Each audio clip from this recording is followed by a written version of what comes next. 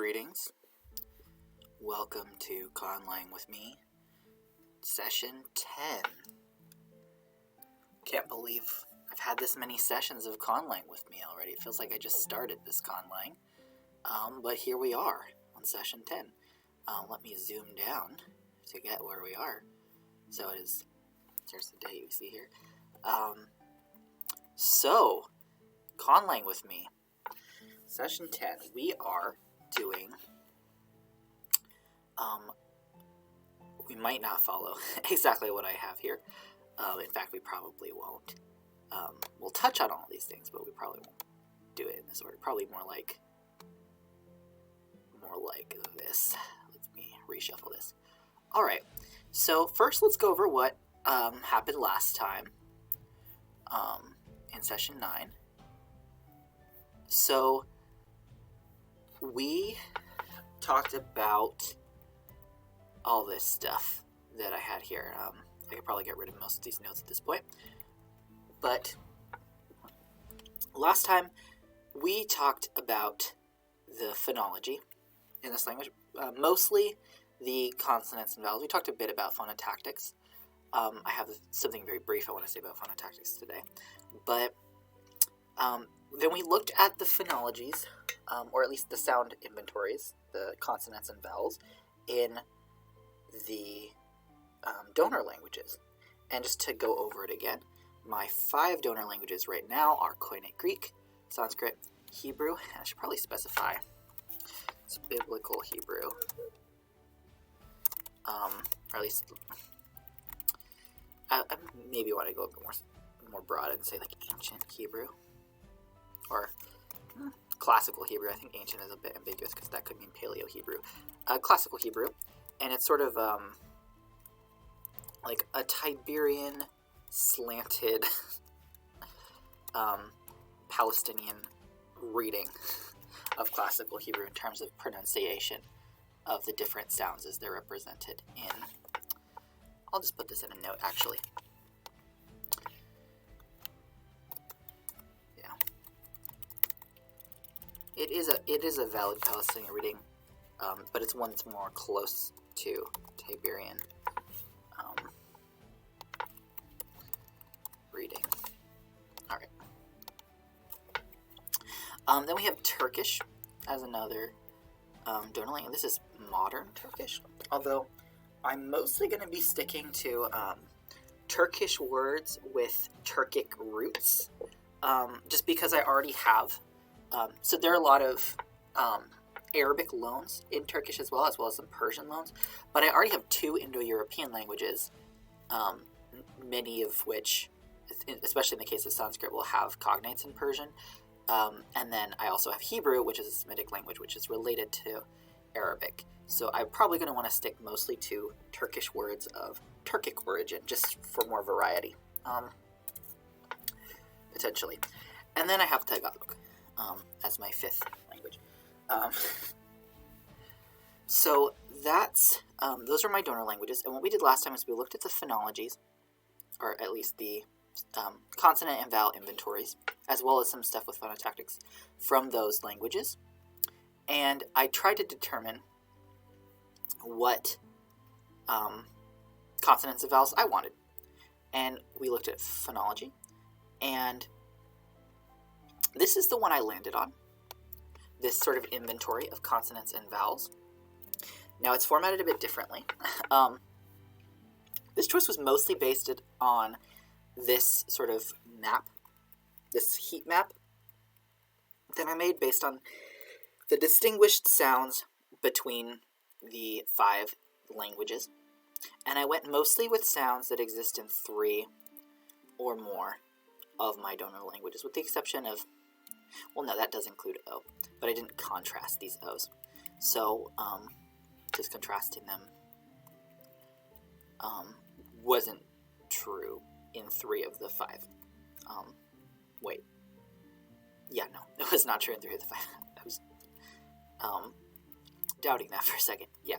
But all 5 of them have some kind of O vowel, which is the confusing thing about the way this is presented. So I did end up with a 5 vowel system, although I have a note on it now, and I'll explain the different shading of these. What I kind of did is I consolidated all of the various, I had a sheet for each inventory. I just put them all on one sheet to save space and give my browser a bit of a break and trying to load the page every time. Each individual one, I just put them all here so I could all have them neatly on one page, as well as my phonology. So the notes on these that I wanted to point out, so I have this V here, but this is sort of a range of pronunciations that I'm going to allow myself to have. I also have this note on U. I'm going to probably pronounce this a little bit less back or less round than a true U vowel, and that's just what's most comfortable for me. And also, I like the unrounded back high vowel that Turkish has. Turkish spells it with this undotted I here. I really like that sound. And also Greek, Koine Greek, a lot of dialects of Koine Greek were already going through the change wherein this back U was being fronted to this vowel E. It's the one that in Turkish is U with the two dots here, U with the umlaut. So I'm just going to allow my U to also kind of do that if I want. But the shading is what I'm considering a back vowel versus a front vowel, and I'll explain later why I care about that. So that's my inventory. The other thing I wanted to point out is I added these things here, which the things in brackets are, these are orthography brackets, are how I'm probably going to spell these just for my own purposes, how I want to spell these sounds. And it's just the way that Turkish spells these sounds. I like the orthography that they use. So like the C with the cedilla, there, the cedi is ch, and then the unbacedilled one is j, which is kind of unique using the C for j. I like that Turkish does that. And then the S with the cedilla is the sh sound. Another thing to follow up on in terms of the sound is the whole H business. I decided to go with the not aspirated but fricative version of Koine, where these are fricative. So this ch here, I was considering having it be a separate phoneme from H, but I did decide ultimately to like include it in H. So this would be represented as H. It's the stuff that in a lot of English loans from Greek end up being spelled CH, but pronounced like a K. Those are going to be H in my language, and I might give some examples of that later if we have time. Now the issue with Hebrew there, I was thinking I would also do the variants of P and K, and maybe even T, and have a th vowel, or consonant, I mean, and have it be separate from H. I decided against that. But I did have a plan, I said, with the whole situation with this Turkish velar approximant phoneme. Its status is really debated by Turkish linguists in terms of phonemic realization. But what it is so it can actually sound like this, but often it's pretty much always going to come after a vowel. It's usually a variant of what is usually a K, but you've added some kind of ending to a word that typically ends with K, and it's become lenited, it's become softened to this phoneme. So it's often going to etymologically be a K at its root. So I could just I could go like roll back the clock with my phonology. I could do that and just have this sound loaned as K. Let me highlight the sound I'm talking about. This sound. I could just loan it as K if I really wanted to. But I like the other things that it does in Turkish. One thing that it does is if you have a vowel before it, especially if it's a back vowel, it will just, I forget how to type it with Win Compose. I'll just type the way it's spelled. There we go. If you have something like that, for example, it will often just equate to a long version of that vowel. So if you have it just becomes in especially casual speech. It will just be a long vowel.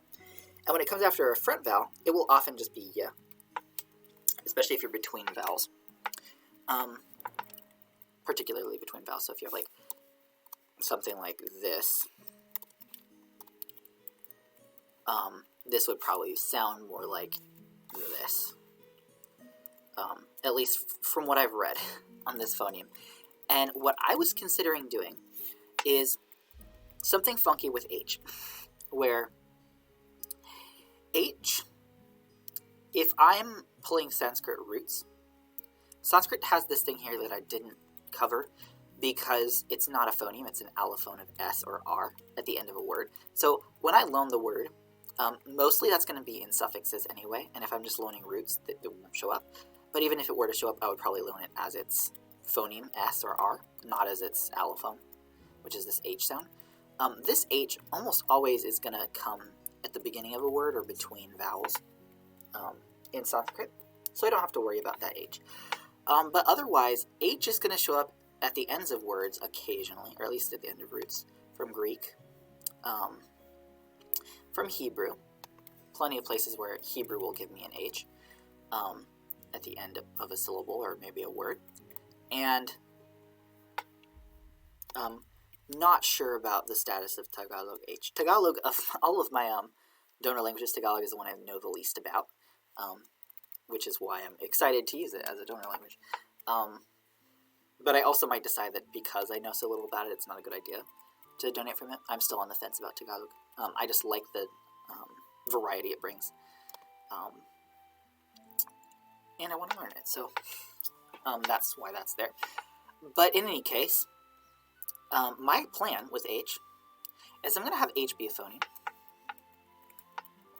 But I also have a few languages. I have Koine Greek, I have Sanskrit, and technically also Hebrew. Distinguish. Vowel length. Turkish does not, Tagalog. Well, Tagalog, actually, I'm not going to say that because there are some places where it might actually make a difference in Turkish, and I know there are some places that linguists say make a difference in Tagalog, although I'm not preserving that in my loans. But one thing I thought I might do in some occasions, especially if I'm using things as markers for things in my language, not necessarily in roots, but I might do this thing where I have H as a phoneme, but if H comes at the end of a word, say after a vowel, like let's say I have AH,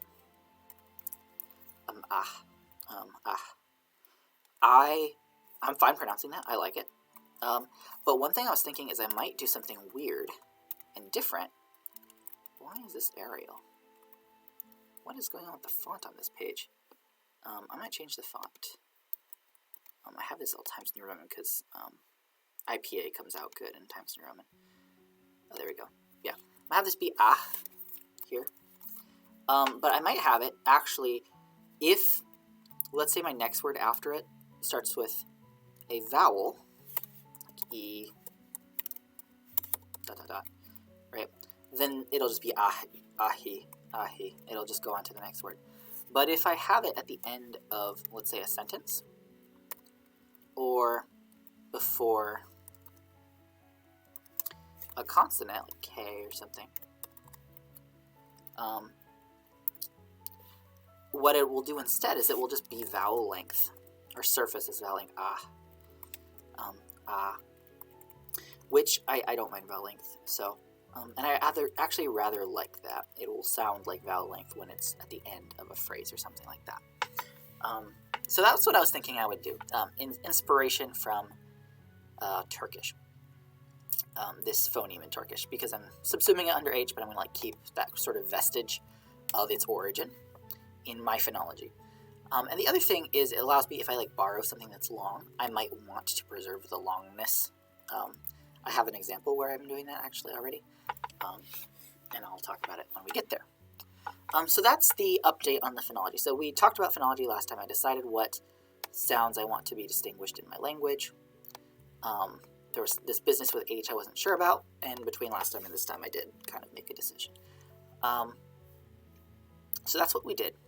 Now there is another agenda item that I wanted to cover, which was I was going to talk about my noun class system, because it's been a while since we revisited that, and I've been pushing it back until after we got sort of the shape of our words, now that we actually have sounds. But before we get into that, I will say one more thing about phonotactics. This is going to be phonotactics too, but I changed it back to root shape. I might change the name of this to root shape again. But one thing I did want to say is, back when I was talking about phonotactics last time, I decided that I was going to be probably... I didn't decide, I guess. My decision was not to decide. And I said something more wishy-washy, like, probably this, I'm going to have it be fairly permissive, because a lot of my donors have some interesting clusters that they allow, at least in Greek and Sanskrit, especially Greek and Sanskrit word initially. So I might be a little permissive, and I might decide later to be more restrictive. Now, the decision I've made since I said that is I decided to be undecisive rather than wishy-washily said I don't want to be decisive. I'm just going to wait on my phonotactics. I'm going to see how words turn out without limitations on what my phonotactics allow. If I just put them into the sound system I have, if I adapt them as is, I want to see how those turn out. And based on how they sound, I might just keep that open. Or I might decide, actually, I don't like that combination of sounds together. I'm going to make a restriction that will require the word to change a bit. So that is the sort of recap of everything. That's review done. Now, the thing I'm about to add here is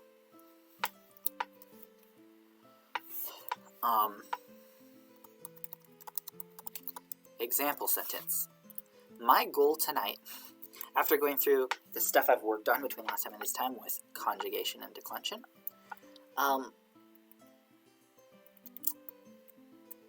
is to be able to write a sentence in this language. That's my goal. Hopefully we get to it. So yes, that is the review. And if you're wondering, wait, didn't you say you had these tests? Well, I will actually talk about that when we get to declension finally. I just put that as a note to myself, because I did do the tests, and I will tell you how they came out, because it's a little bit shocking from the last time we talked about declension.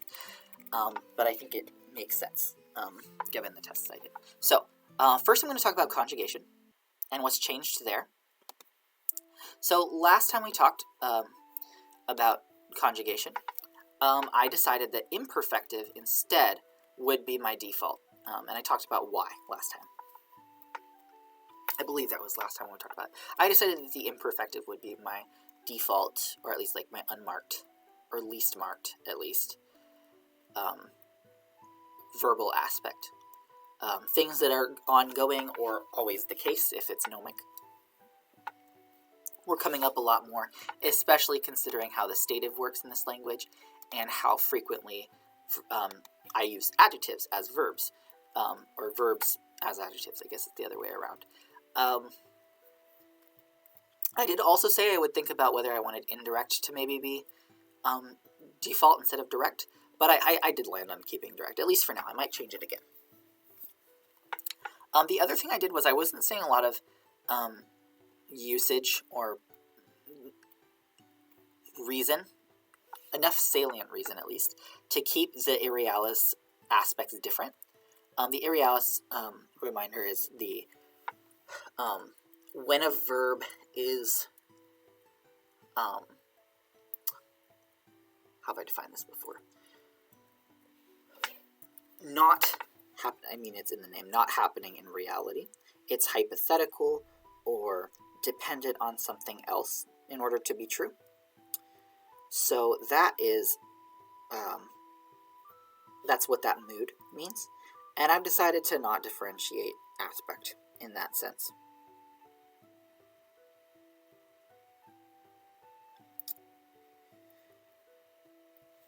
I just wasn't saying enough purpose of saying, did this thing ongoingly potentially happen, or did this thing happen and finish, hypothetically?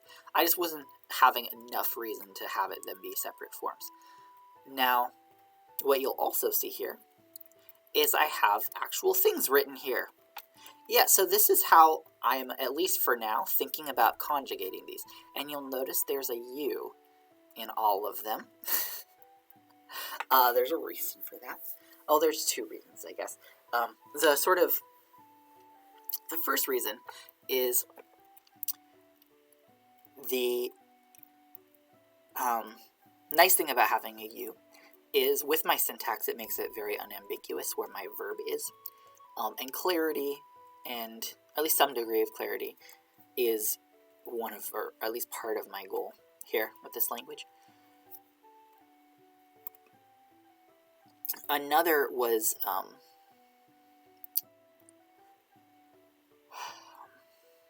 to say, I guess I need to talk about my nouns before I can actually explain why it's a U. U wasn't being used, I guess, is the other reason, and I'll talk about why. It's just useful to have my verbs be clearly verbs, unambiguously. Of course, these are also adjectives, because adjectives are verbs in this language, but there's other syntactic stuff that's going to make it more clear whether something's acting as an adjective or not, but it's not going to be the conjugation that makes that clear. It's going to be other stuff like the order and whether or not there's a presumptive pronoun, if I need there to be one, etc. And then also, the main predicate of the sentence is going to have a time marker that we'll talk about probably next time. Now the forms that they're in, other than all having a U there, they're these slashes. And I decided to have these slashes in here because I liked the idea of, even though I don't have vowel harmony in this language, I'd like there to be some variety in my verbs. And also, a lot of these forms, at least a few of these forms actually, at least these two, come from Turkish, which has vowel harmony. So rather than choosing which harmony version of these endings I just decided to have different versions. And so which one you use depends on whether the vowel that comes most immediately before the ending is going to be either front or back. And so depending on which one it is, it will be one or the other. So if it ends with if the final vowel of the root is a front vowel, then you use the forms with I. Idu, isu, imu, au. Here, this is an E instead of an I, but it's a front vowel. And if it ends with a back vowel, then it's going to be the form with you. Udu, usu, umu, and ayu. Ayu instead of au. And how do I determine what's a front or back vowel? Well, that is what the shading is for on these vowels. So these are back vowels, unambiguously, in this language at least. I mean, technically, this one is near back, and this one is back. This one is central. And I kind of will vary between these depending on how I want to pronounce it. But for the purposes of the phonology, what the rules of my grammar will count as back are these. And then this, it really depends on the language, how they'll treat ah here, and how far. I don't want to decide how far back or front I want my ah to be. It could be more like ah, it could be more like ah. But in any case, my sound system is going to treat it like ah. It's going to treat it like a back vowel, at least. So these are my front vowels. This is my back vowel. These are my back vowels. So that is verbs. And each of these has an etymology, actually, a place where they come from in one of my donor languages. I've obviously changed them and modified them, and I've given myself a lot of license to be really weird and not loan exactly as they are in the donor language for my endings, just because it is an a priori grammar. Even though the words are a posteriori coming from real languages, the grammar is very not particularly based on any of my donor languages. It's kind of my own making. So in order to fit that, I'm going to have to be a little bit more wild with what I change in my loaned endings. So we'll see the etymologies for this when we get to that. Sorry, I just need to note something here.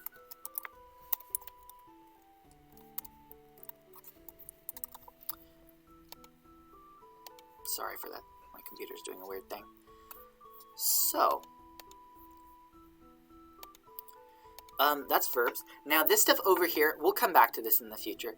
This is a list that actually comes from that R.W. Wilson paper about adjectives that I used when we were talking about adjectives.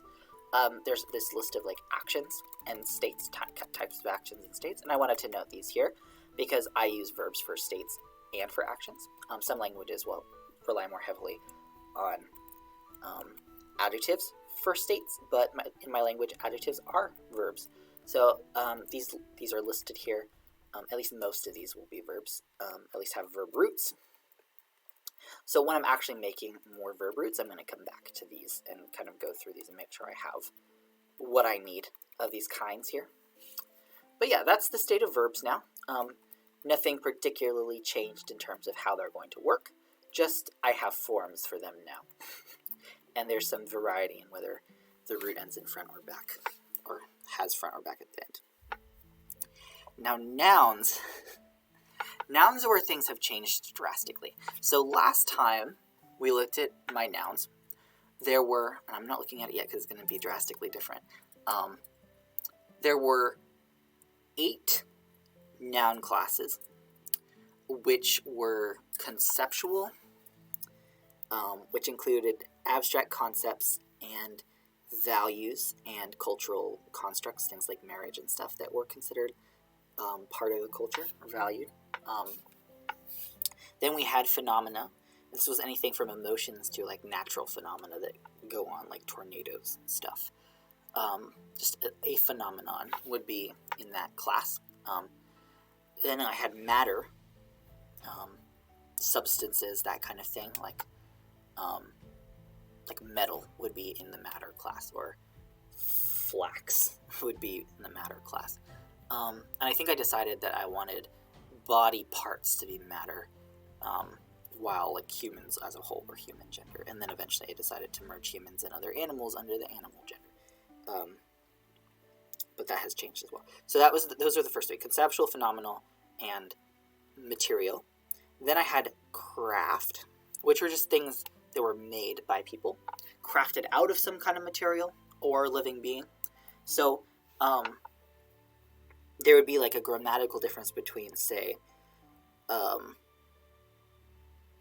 a head of lettuce growing in the ground and then like lettuce you've chopped up into pieces to eat. Although lettuce might be a bad example. I might keep that with other plants. But something like wheat versus bread would be a clearer craft example. Like wheat would be a plant, whereas bread would be something that you've had to put through some kind of process to make into that crafted item. Lots of things would be under craft. So that was conceptual, material, phenomenal, and craft. Then we had, what was the next one?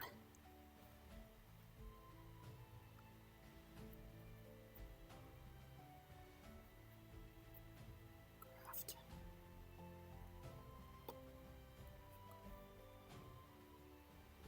Oh, right, yes. So the next one was geographic. So it was just locations. Any location would be under geographic. Then we had flora, fruits, vegetables,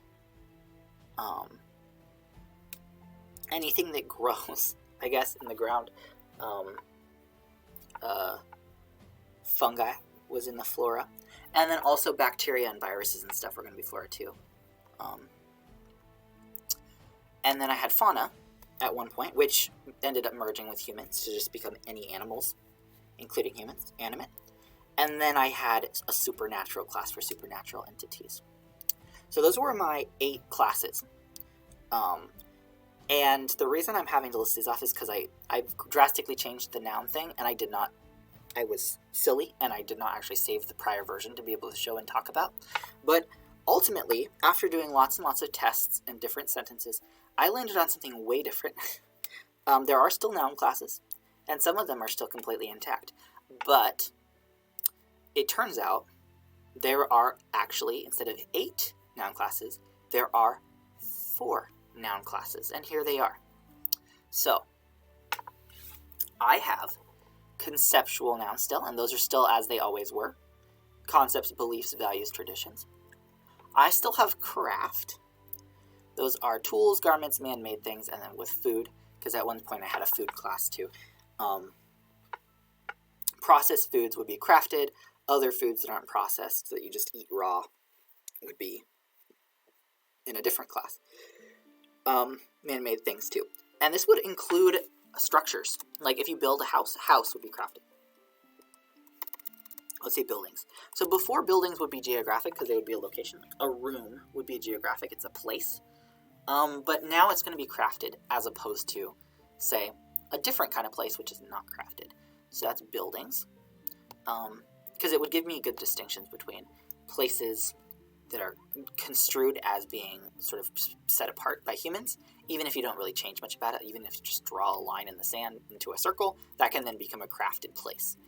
You've created a space. Then we have human. So I did end up splitting humans apart from other animals. I was thinking about whether or not I would need them to be split or not. And where I landed was humans, and then potentially salient familial pets. So if an animal is considered part of a family or a unit, or just any group of people, if the animal is considered part of that group, they can be treated grammatically as humans, even though they're animals. Non-human animals, I mean. But otherwise, having humans be their own class did turn out to be useful after I did more tests with more sentences and stuff. So I landed on having human be a class, and then environmental.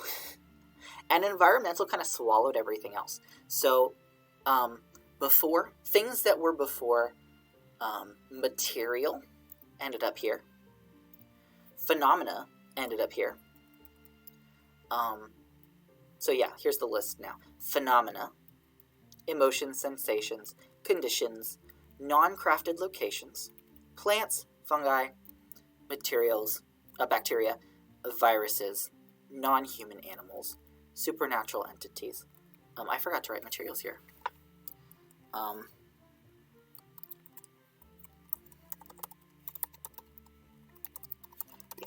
So I'm going to explain a little bit of like this huge merger of environmental. What was most useful is talking about things in the environment of people, and then talking about people, and also then talking about concepts as well. And crafted things did turn out to be useful in some of my examples as well. So these are the ones I landed on for that reason, but I'm going to explain some of these mergers here as well, because there are some weird ones going on here. I keep accidentally left-clicking, even though I'm not even near the left of my my button for that. For some reason, that's what's going on. So,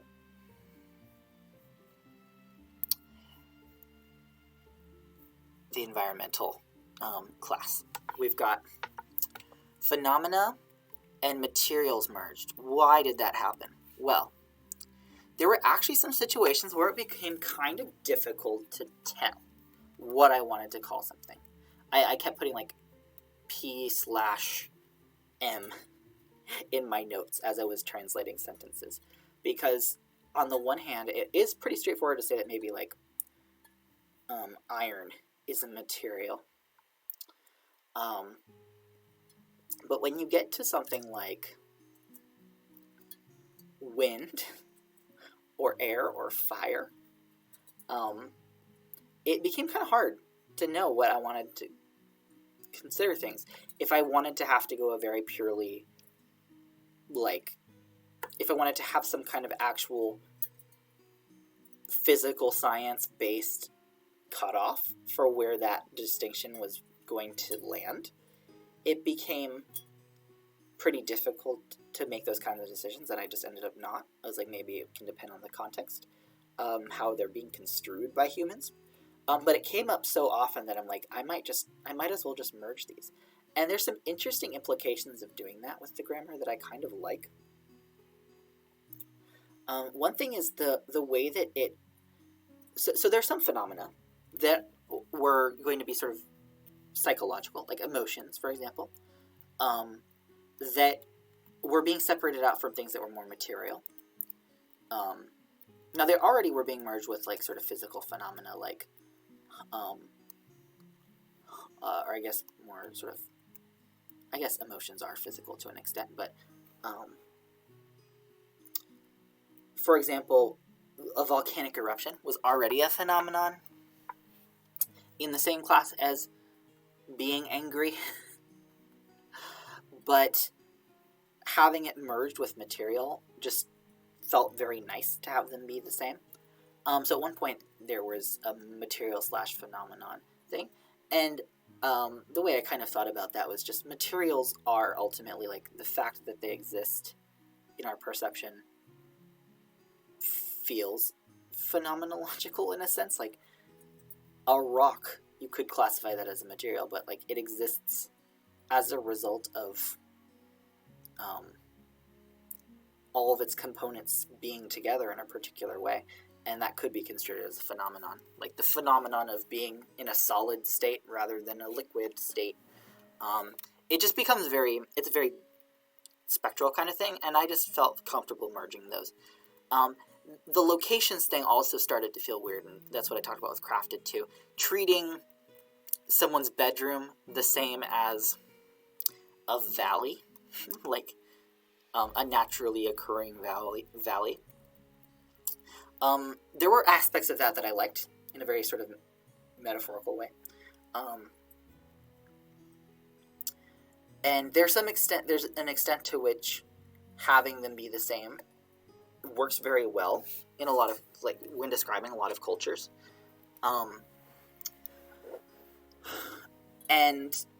But having them be distinct actually allows me to make that sort of difference more salient by having, like, a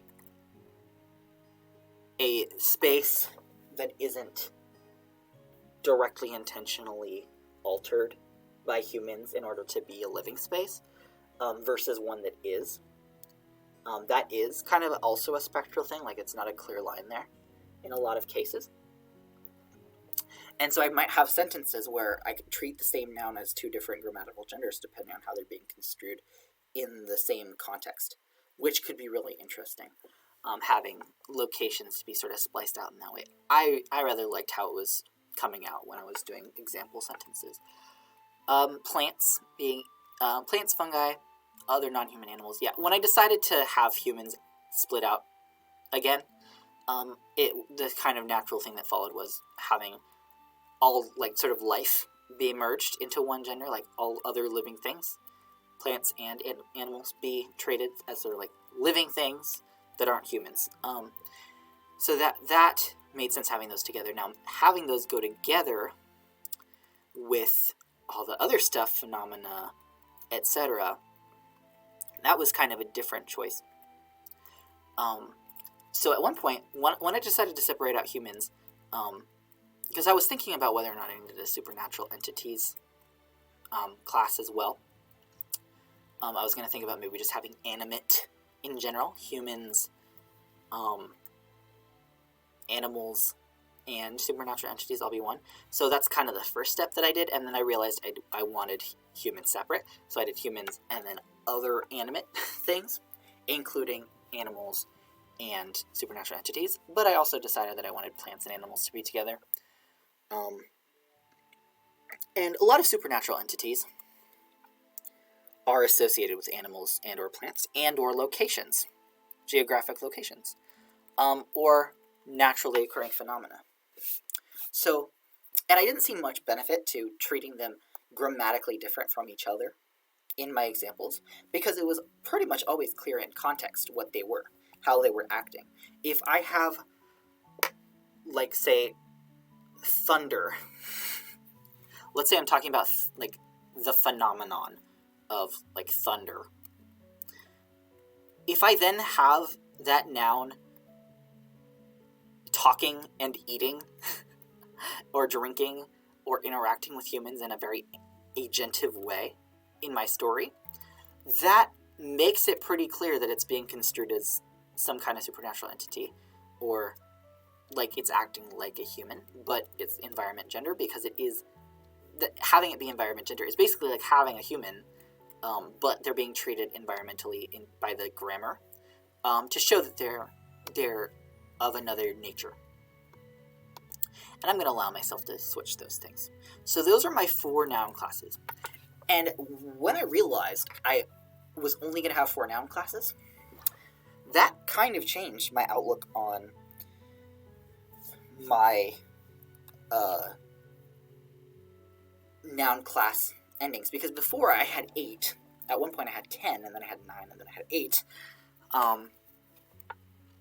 And I was not going to have a conceivable way to have all these marked differently with just a vowel, because there's too many, and I didn't want, or didn't foresee myself wanting that many vowels.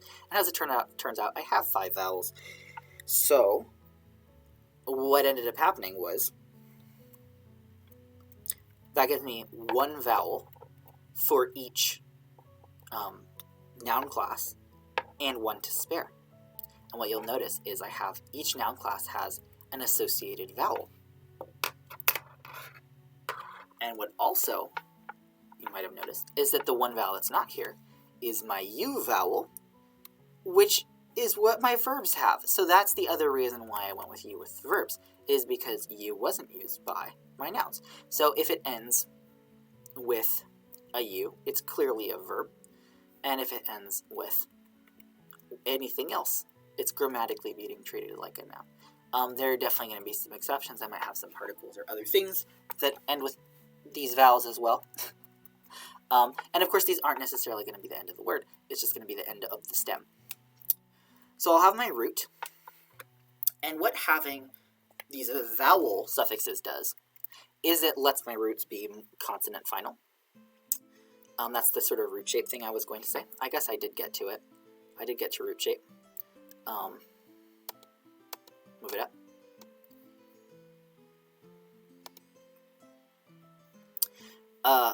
Is a lot of my donor languages have their verbs, which most of my roots were going to be verbs. I think I decided a few sessions back. Most of them will be verbs, and then you can add these to make it into the gender that it is. In Greek, in Sanskrit, and a lot of the time in Turkish, all the time in Hebrew, there's going to be a consonant. Of course, it depends on what form, but Hebrew roots are triconsonantal for the most part, so there will be consonants if I need them to be consonants. And not as sure about Tagalog, but 4 of my 5 donors, at least, tend to have consonant final roots, which is perfect for vowel suffixes for nouns. So if my consonant root ends with if my root ends with a consonant, then you just slap this on to make it a verb of whatever conjugation it is, and you slap this on to make it a noun. All of these were slightly motivated by my donor languages. At least they can be traced back to endings in my donor languages, or at least inspired loosely by them. But also, the choice was motivated by having the vowels be different, and it's just which vowel is which was motivated in part by my donor languages and things I knew or saw from them. So this ends the stem. So you have your root plus this ending, or this ending if it's singulative. All it does add a syllable, but I actually rather like the sound of this V.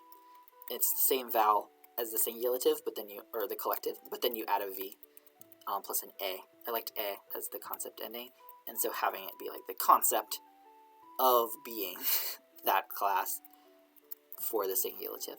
And once you have these on your word to make it a noun, then you could add these for the case, these final consonants. These are all consonants that I liked at the end, and you'll notice that the Vialis is an H, which means that if it's at the end of a sentence, which we call pausal, if it's in pausal form, or at the end of a phrase, or if it's before another word with a consonant, it could just be these vowels but longer for the Vialis. And then this dot here for patientive just means there's nothing added here. It's just, you just end with a vowel if it's patientive.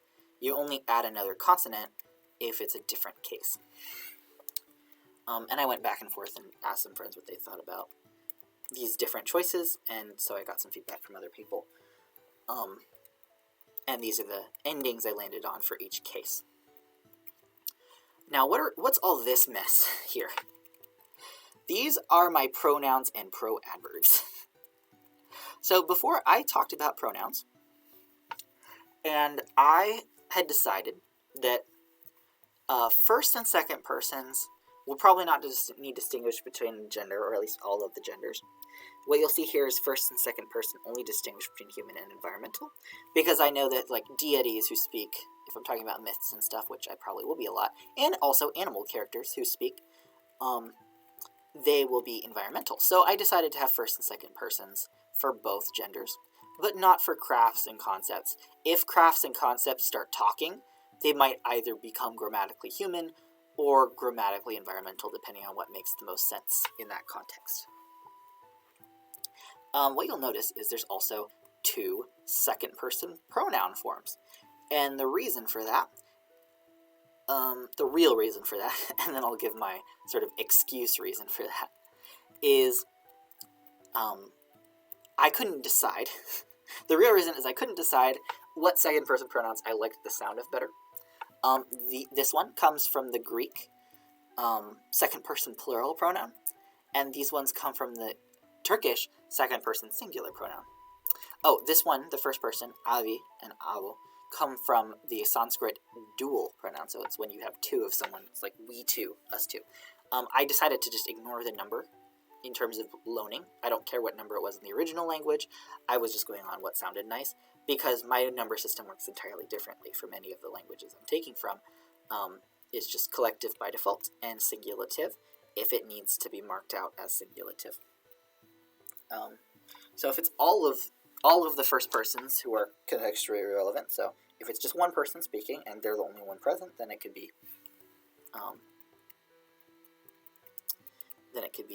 collective. Would probably only be marked out singulative when you're trying to distinguish yourself from other people in the group for a specific reason. Same with these. So this could, in theory, you could have avi, and then you could also have aviva, if you're saying like me singularly did this thing. But otherwise, avi could be we, or it could be I. It could also, aviva could also be we, if it's we, a specific number of us who we're going to enumerate out from the entirety of the group. So this would be really useful if you were doing like an exclusive plural, like we but not you, like this number of us excluding you. You might have like aviva, and then have a number marker. I haven't decided how I'm going to do number markers for singulative. I think what I might do is actually have a counter that goes after the singulatives. So I have my root, then singulative ending, then an optional counter with like a number or just like a few or some kind of marker for how many singular entities of something you have. And then after the counter, then you have the case. So that's how that's going to go. So I could be aviva some kind of number counter and then your case, if it's not patientive. So that is how that's going to work, and that applies to pretty much all of the first and second person pronouns. I don't think I'm going to worry too much about number with my third person pronouns. I might decide it's useful and allow it, but I'm probably, for the most part, not going to think about number with third persons. I think I decided that a while back. No, I did not decide that. I decided that number matters, actually, for most of them. Yeah, so all of these can also change. But what is the difference? So my real reason, like I said, is I just couldn't decide which one I liked better. Umi or seni. I couldn't decide which one I liked better. And you also notice that this has a different vowel. It's seni. So this is umi umo, but this is seni sano. This is actually just, this is the thing that Turkish does. In the dative, you have sen, which is the sort of subject and object case of the second person pronoun you, and then it's sana in the dative case. So I went with that sort of almost like a vowel harmony thing. Again, I don't want vowel harmony as a whole in this language. That's not a thing, but I'm preserving some kind of aspects of it just because I like the variety as well, not having it all be pretty samey, because a lot of this is really samey in terms of how regular it is, which it's fine to be regular. My goal is not to be exactly naturalistic. It is an engineered language, which tend to have some weird sort of like regularities, but also a lot of natural languages can be this regular. I mean, Turkish tends to be pretty regular like this because it is agglutinative.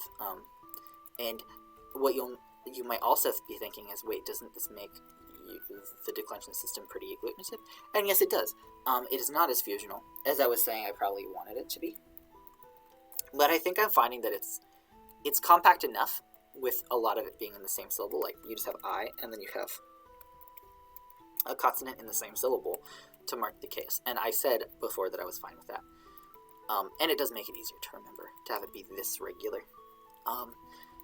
So the difference between the second persons that I decided on, once I decided I couldn't decide between which one I liked better, is I wanted a formality distinction.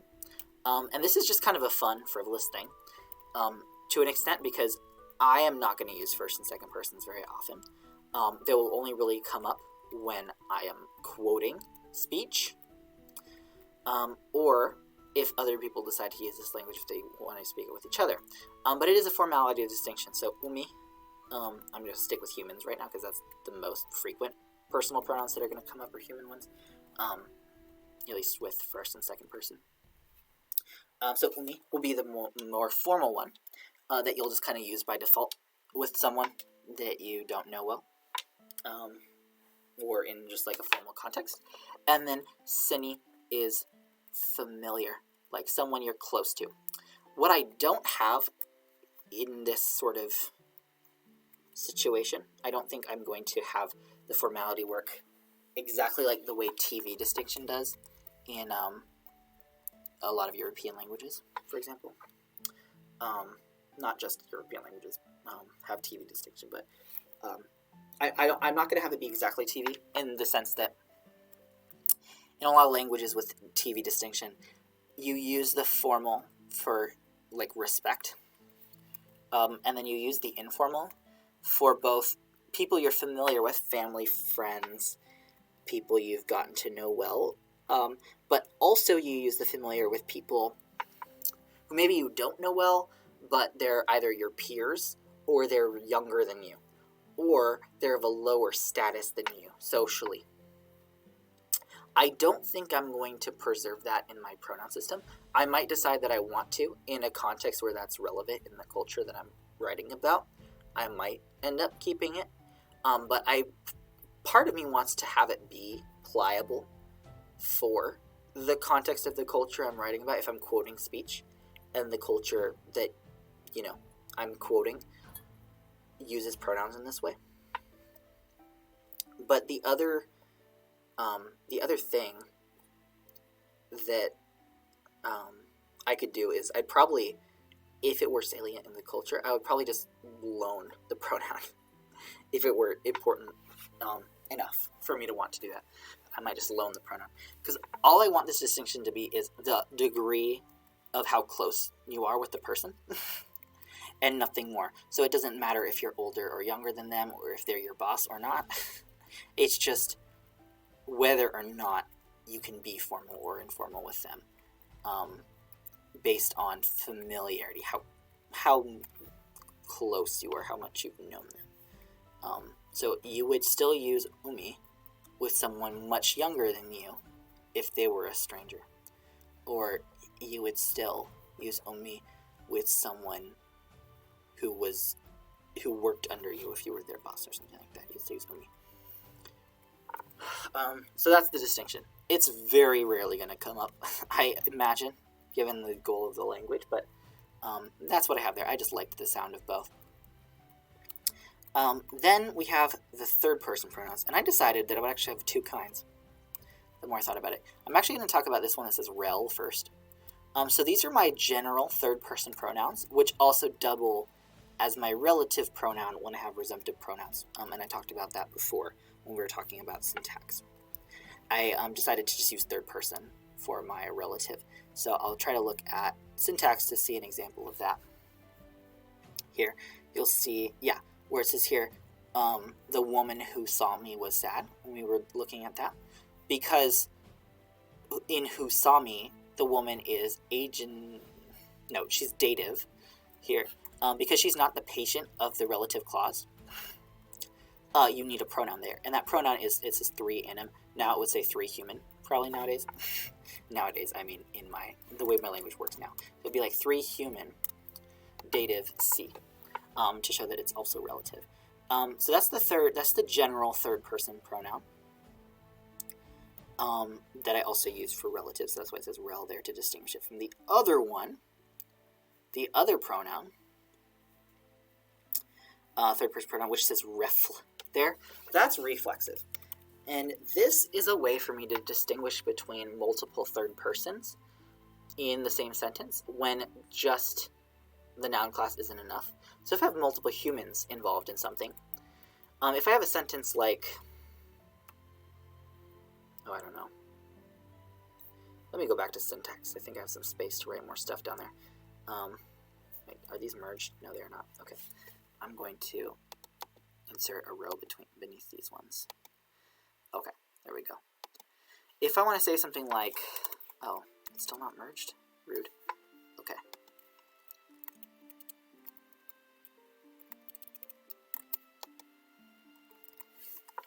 Let's say I want to say,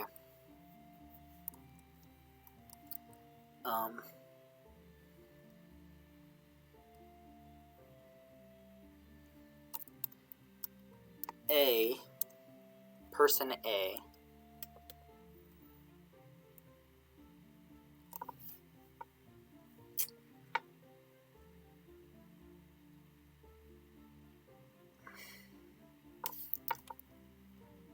person A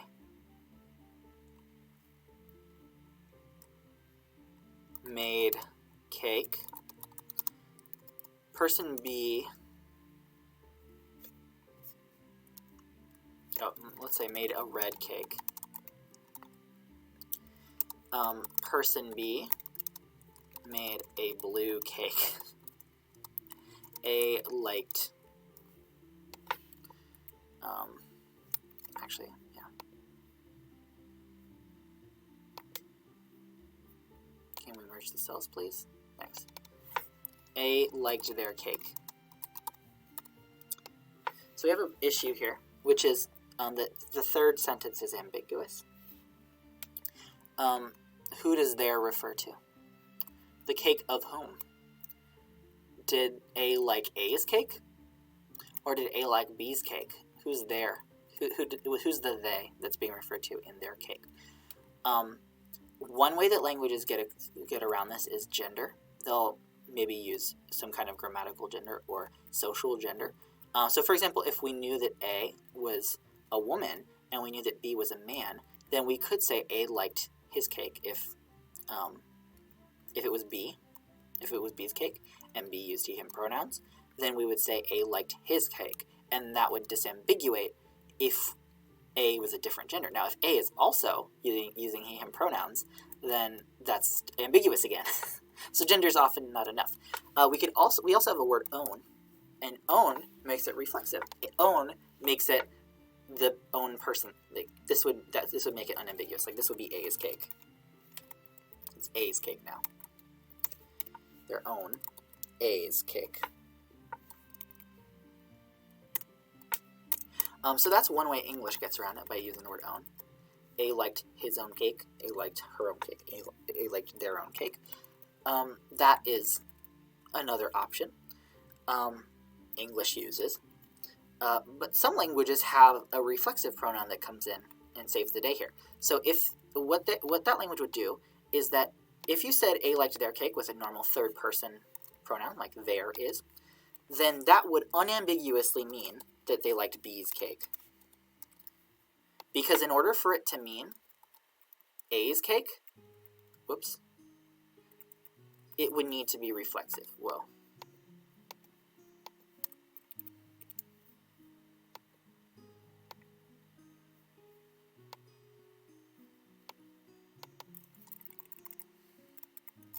So if you just did normal third person automatically implies third different person from the subject, which means that to make it be, so if I had like a reflexive cake, that makes it unambiguously A. And that's kind of what I'm doing here. Now, the thing is, instead of subject, it's going to be topic that determines whether the third person refers to. It's like third person normal, like relative normal, refers to a different person than the topic. And if it's the same person as the topic, then I use the reflexive. So let's give what this would look like. The readout would be in my language. Let's just say for the sake of argument that A and B are their respective topics in their respective sentences, and then in the third sentence, cake is the topic. So this would go like A, agentive, make, cake, and then we have a verb, read. So read is a verb, and it's being read, so it's imperfective. It's in a state of being read. It's probably not going to just be read for a moment, so that doesn't need to be marked, yeah. So it is a verb here. It's the verb to be read for red cake. Next, we have be, agentive. Oh, and cake is the patient, so it doesn't need to be marked. Cake, be, agent. Person, be, agent. Make, cake, which is blue. Nice. And then we have third person, and it is alienable, possession, so it's dative. It is the cake that is to them. So it's cake to them, and it's going right after cake because it is sort of it's like an adjective describing the cake. Whose cake is it? It's theirs. It's going before the subject, or sorry, before the verb to show that it's part of the topic. And cake is still a patientive here. Patientive, because like is probably going to be one of my verbs that takes a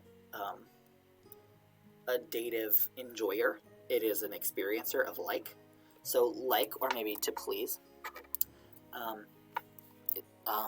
Say, yeah, it's good. A verb that means to be good, something like that. And then, or maybe let's say delicious, which is an adjective, but my adjectives are verbs. So delicious. And then we'll have a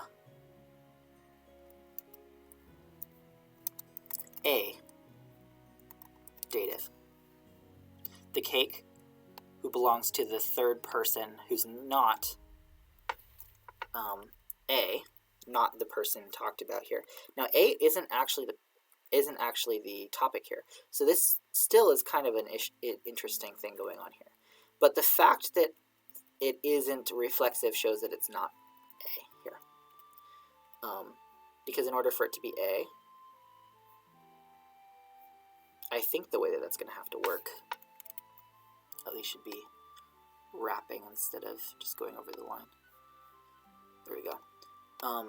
In order for it to be A, so the first two sentences would be the same.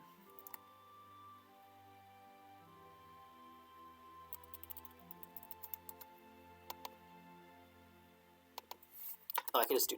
Yeah. The difference is in the third sentence here. It would be cake cake reflexive dative delicious A dative. So that's how you would mark that it's a different person versus the same person. Now there are other ways languages do this, but this is the most elegant, I think, for the way my language works. I don't want to have to bring in like saliency pronouns, proximate versus obviate pronouns. Do not sound appealing to me right now.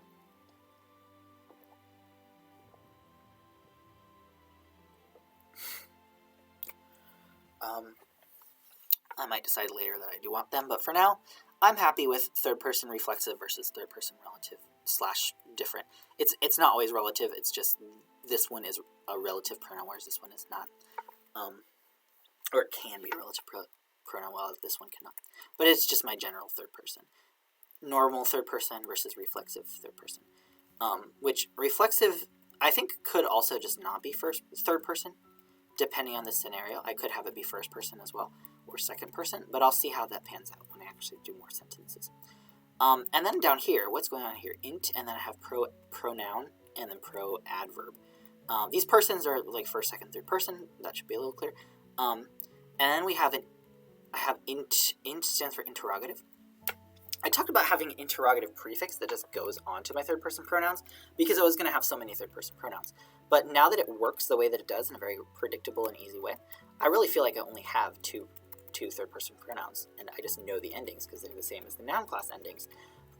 So having a dedicated interrogative makes a lot of sense. So this indefinite one is an interrogative pronoun. It says indefinite because it also doubles as the indefinite pronoun. I talked about that way back in, oh gosh, it might have actually been in my second session, which is now lost. But I also think I did talk about it in my third session as well.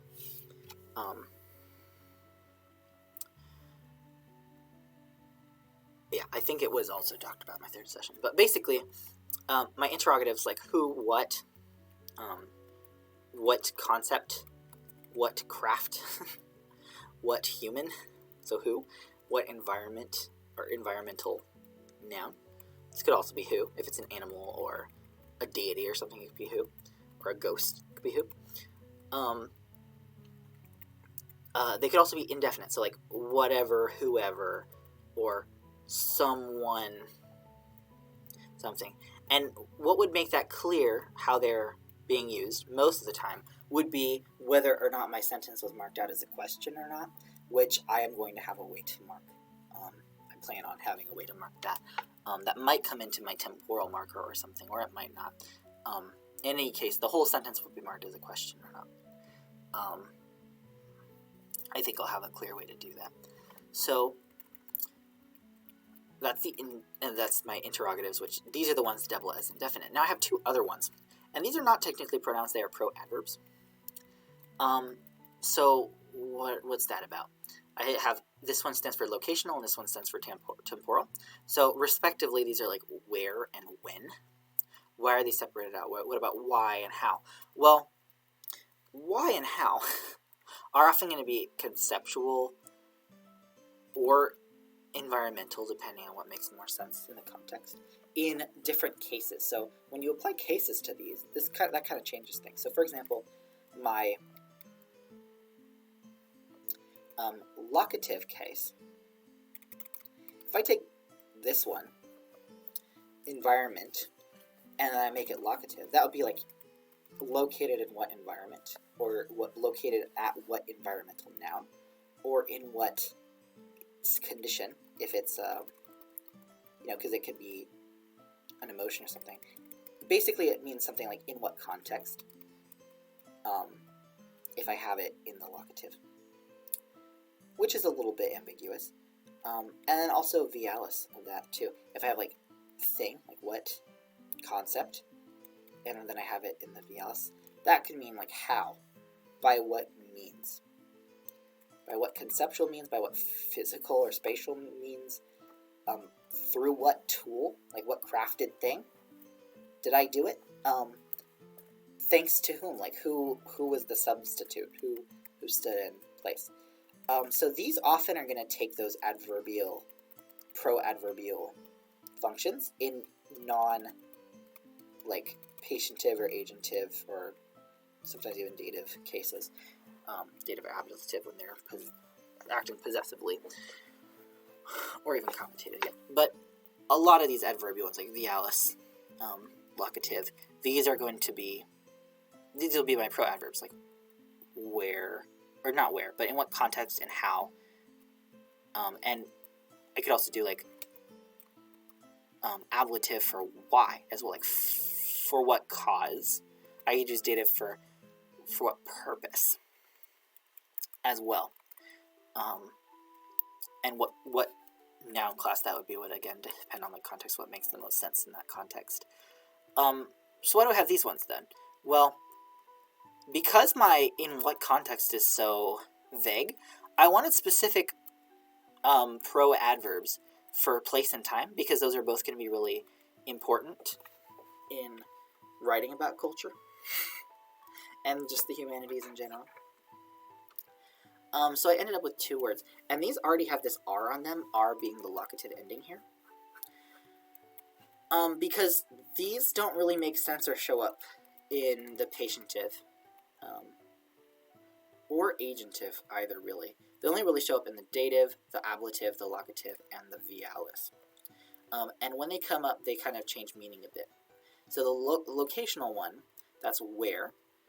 So when it's dative, oh wait, no, that should be an M if it's dative, yeah.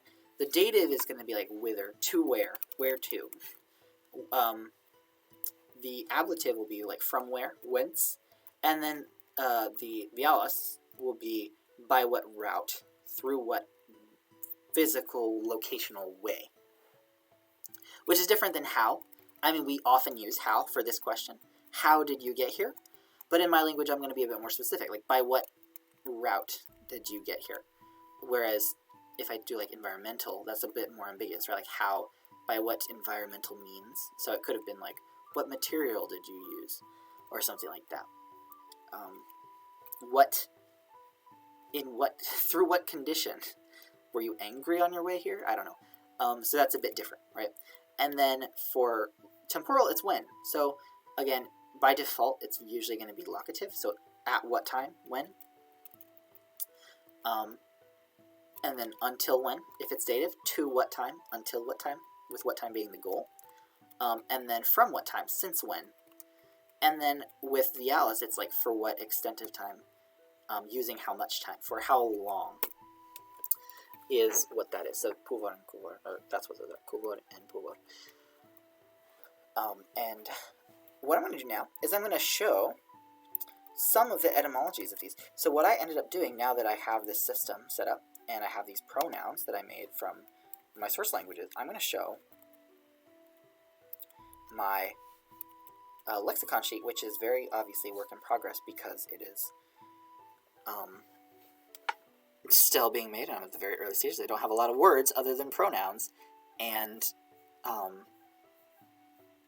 endings and stuff, but I still wanted to give my sources for them. So here's my lexicon. I personally tend to like white text on a black background or a dark background. If this is hard for you to look at, I apologize. If I get comments saying that I might make a copy version that is easier for people to look at, I personally find it makes my eyes a lot more comfortable when I have light text on dark background. I would have my whole theme in dark, honestly, if I could. I might actually still do that. I just keep procrastinating on that. The way I have it dark screen right now is it just inverts the color, which doesn't work out well for me because a lot of my stuff is already like this, and so that just puts it back to being light on black. I might do that real quick just to show what that looks like. Yeah. So yeah, when I turn on my dark color for my browser, it just inverts everything. So that's why I'm not doing that. But yeah. So what are you seeing here? Well, these are my endings. These are my case endings here. Or well, not that one. That was my singulative V that comes in. These are my case endings. And where they come from. The abbreviations here, I have a little key if people want to see. I think these are ISO abbreviations. But yeah, EL for Greek. There is I think a specific one for Koine Greek, but it's 3 letters, and I wanted just the 2-letter ones. So I know in context that it's not modern Greek. Sanskrit, Hebrew, Turkish, and Tagalog. So that's what these stand for. So I have in my etymology, my sources for the words, a column that's just what language I'm taking the word from. And then I have the word itself, or like form itself. And so you'll see my vialis, this H thing. It's actually coming from a long A in Sanskrit. That says A, long A, which is an instrumental that exists. There are a bunch of different instrumental endings, depending on the noun class. I obviously picked and chose. I cherry-picked the ones that I liked and the ones that would fit my kind of goal of having just consonants at the end. And I allowed myself to do kind of weird things. Like, for example, this Turkish ending, which actually doesn't always show up as an ending. It's kind of a postposition. It's ile. But in speech, a lot of the time, it just attaches to the prior word as le. And it can be commutative or instrumental. It's just any time we might use with in English. Well, not any time, but times when we use with as in company of someone, or by means of. Le works for both, just like with does in English, but in my language I separate those out. I have vialis for means, and I have commutative for accompaniment And so I took that L from le. This M is coming from the final M ending of accusatives. I'm using that for dative in this language, because my language is not nominative accusative, it's active stative, and my patience, which accusative usually marks patience, my patients are usually not marked. They are never marked in this language. They're the unmarked case. So I repurposed the accusative for dative. Also, a lot of Indo-European languages, I can't remember exactly if Sanskrit does this, I think it does, take, with certain prepositions of movement, take the accusative, even though it's movement and not the patient. It's technically the goal. And dative marks my goals. So I ended up with M for the dative. Agentive was a little bit trickier. For agentive, I took from the genitive of both Greek and Turkish. With Turkish, the vowel that comes before the N depends on the vowel harmony. So there's 4 options. All that is known about the vowel is that it needs to be a high vowel, a close vowel. But which one it is depends on the rounding and the frontness or backness of the vowel before it. And in ancient Greek, this genitive plural ending on ends with N. On. Sorry, it's more of an open O. On. Why am I using agentive for genitive, or genitive for agentive? Because my possessive is either dative or ablative, usually. And I took a genitive ablative from Sanskrit, actually, and genitive from Greek, because Greek doesn't have an ablative. This S here. Why am I taking from genitive? Well, because I'm using different ending from the genitive. For ablative, that's one thing. And then also, agentive is the unmarked in the Indo-European languages I'm taking from. Like, Greek and Sanskrit and Turkish are all, and Turkish isn't nominative accusative, or Turkish is nominative accusative, it is not Indo-European, that's what I meant to say. And Hebrew is nominative accusative. 5, at least, or 4 out of the 5 are nominative accusative languages, meaning the nominative is the unmarked, and nominative is usually including the agent of a transitive verb, or at least the actor of a transitive verb. So they don't really have much in the way of agentive endings. So it's kind of pressed. And some languages, classical Maya in particular comes to mind, have the genitive and the ergative, which marks agents, be the same. You might remember that when I talked about ergative absolutive alignment. And the reconstruction of Proto-Indo-European that is active stative also relates the genitive ending to the ergative or agentive one. So that is sort of the license I gave myself to take it from the genitive there. For N, I also just like the sound N coming from my agents. I just like that. Now for the locative, I did kind of a weird thing. The locative endings in a lot of my sources that had them, really the only languages I can think of off the top of my head, of the ones that I have are Sanskrit and Turkish that have locative endings. Greek doesn't have a locative ending anymore. Even in ancient Greek, they already use the dative most of the time for locations. And Hebrew doesn't have a locative ending. And Tagalog doesn't have noun case like that. There is a location focus marker that goes on verbs in Tagalog, I think, but I think it's in or something, which I wasn't going to use N again for locative. I really wanted R, just because at the point when I was making my noun case endings, I basically got all of my other ones first, because they presented themselves to me in a nice way, and locative was the only one left, and I had used most of the codas I liked, and the only other coda consonant I really liked the sound of a lot was R. And so I needed something that could give me R. So basically I cherry-picked. And Turkish, the locative ending is either de or da, depending on the vowel harmony. And I allowed myself to do something weird. It should be D. If I was just going to grab this consonant and put it at the end, it would be D. And I might do final D for something. But I do not like it for my locative ending. So I just did an irregular thing where D becomes the at the end of, as the noun ending, just because it is so frequent. I'm just going to allow it to become softened to a an R there. That's what I'm allowing myself to do in this instance. Because it's my conlang and I can do what I want. So, there. If anyone has a problem with me changing de or da to r, it's my conlang. If you like it, great. If you don't like it, sorry. Alright, and then my singulative V comes from a thing, it's actually a word in Sanskrit. It's vara. Vara means a thing that covers, anything that covers something. A noun that from this root vr, which means what is to cover. And it can be like anything that there's some semantic shift where it can also mean anything that contains. And I was like, I wanted a marker that comes from something that means that the thing is kind of self-contained rather than non-count or mass. It's just sort of like that thing made discrete. And I liked the font aesthetic of V a lot. So I was like, va.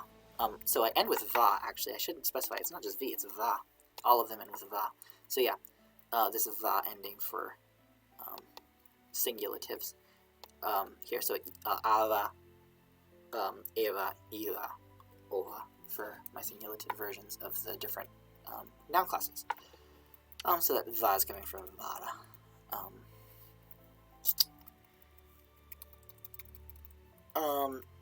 The different noun class endings. So a for conceptual, I was inspired by the neuter plural, sort of like a collective of the neutral, like the neuter gender. A lot of abstract nouns in Greek are feminine. Actually, a lot of abstract or mass nouns in Greek in general, or in Indo-European languages in general, are feminine, because the feminine is thought to have developed from this neuter plural. And in ancient Greek, there's either long a for those or long a. In most cases, it's long a. In some dialects, the a is preserved. And that's why my sort of action/mass collective noun for crafts is a, coming from that long Greek a. So to differentiate, I took a from the neuter plural, which etymologically these both seem to come from EH2 and Proto-Indo-European. They both have the same source. It becomes long a in pre-Greek, but in a lot of instances, long a becomes long a at the ends of words. It's just a very normal sound change that happens in ancient Greek. So that's where these come from, the conceptual and the crafted nouns. I thought an action noun makes a lot of sense because it's like you do something to something else. You're putting it together, you're crafting it, and I can be kind of stretchy with the etymology of my endings because it is a priori at the end of the day. The endings, at least, are the grammar. Irrealis verbs. So the irrealis ending is au or iu, and that's because it's either ai or iu, or sorry, iu. It's that dotless either iu. It depends on the harmony. And this goes after the verb root and then is followed by the ending that marks the subject in Turkish. So you might have I'm trying to think of an example of a verb in Turkish. Oh yes, there's that one I looked up. So way back when I was talking about typology, I gave the example of sev, and I was like, wait, I know sev is a word in Turkish. What does it mean? It's not a noun; it's a verb. I think, yeah, it's a verb and it means to love. Sorry, I think I was confused because I know there's a noun ashk. Ashk means love, but yeah, sev is the verb to love. And if I wanted to say the subjunctive of like may love dependently, it would be like seveyi, like I may love seveyi. I think that's how you conjugate that, seveyi. So yeah, I'm taking that ayi or ayu. That's going to be au or ayu. The u there, I'm keeping u because all my verbs are ending in u. I'm having some second thoughts about some of the way that the verbs work, but the reason, so they are multisyllabic, which isn't what I had originally hoped for, but there's two reasons why I'm keeping them the way they are now. I'm also not going to go through the etymology of everything, by the way, I do have my pronouns here, the etymologies of my pronouns. If you're curious, like kur, that's ku, comes from like long ku in Sanskrit, and then puor comes from long pu in Koine pu. And those just, I like the w sound before the environmental ending plus the r or whatever other consonant. I don't know why I put n's there for dative. It should be m. M is dative. So yeah, these are my etymologies. Good mix. I think the language I've taken least from so far is Tagalog, and I'm not surprised because Tagalog is the language I know the least. Let's see. Oh yeah, it's TL for Tagalog, not TA. I don't know what I was thinking here.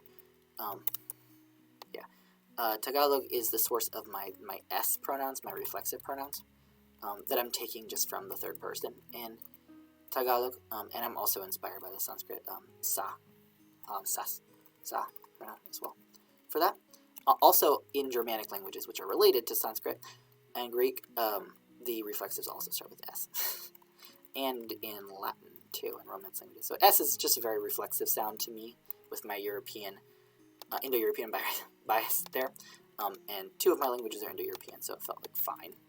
I'm not going to have everything be super Indo-European everywhere. Especially my case endings are kind of strange for Indo-European perspective. And then my other ones, my other third person, comes from Hebrew, where it's hu for masculine and he for feminine. I just take the H, and then whether it's ho, he, he, ha, depends on the gender. And the interrogative comes from ne in Turkish. And I think that's everything. Oh yeah, I do have one noun that isn't a pronoun so far, and it's apple. Apple is water.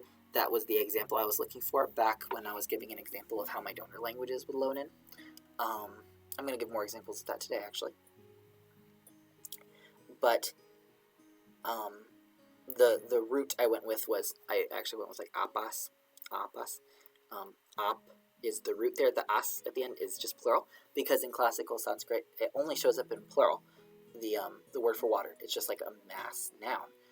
Because water tends to be a mass noun. It is in English. But my language doesn't need to mark that it's mass, because mass is the default in this language. So I just took the root, ap, and slapped my environment ending onto it, o, because it is just part of matter.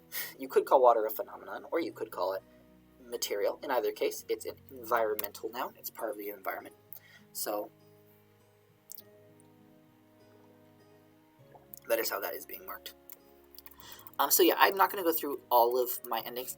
The one thing I did want to touch on is the direct past versus indirect past. Turkish, being one of the languages that inspired how my verb system works in terms of its evidentiality, my indirect and direct evidentiality, Turkish actually marks this in the past. So the ending in Turkish is either di or de, or sorry, not de, de, di or de, no, dotless I, there we go, di or de, depending on the frontness or backness, if it is direct evidentiality, and if it's indirect, the ending is actually mish. I don't need the dash there, you know it's an ending, I've already said it, mish, or mush, mish, mush. I don't know why I'm having trouble with this vowel today. I usually don't have trouble with the dotless either. Ooh, mush, mush. There we go. So how to have these? What I needed, and the reason why I'm being okay with this whole two-syllable verb ending for most of these, except for the unmarked imperfective direct, is I kind of need them to be if my verbs roots are going to be consonant final, and I want to allow any kind of consonant to end my root, I kind of need my verb ending to start with a vowel. And I've used up a lot of my vowels for my case system. I only really have U. So I can't just rely on U if I'm going to differentiate all of these forms. I need 5 forms, and I only have 1 vowel. So I do keep them connected in that they all end in U, just so that they could be, clearly verbs. but I need a way to distinguish them. So what I did is I just took the consonant from my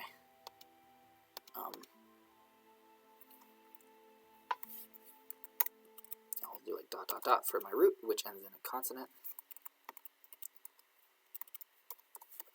And then I need a vowel. Now the reason I can't just do a vowel and a consonant though is remember that my verbs need to take case endings as well. In a way, verbs are like my fifth gender, my fifth noun class, because they can become nouns or like converbs when I need to decline them for a role if I have subordination. So I need them to end in a vowel as well as start in a vowel. So if they need to end in a vowel and start with a vowel, I kind of have two options. I either have what I have going on here, where I have like a consonant intervening between the two vowels, because I'm going to have a consonant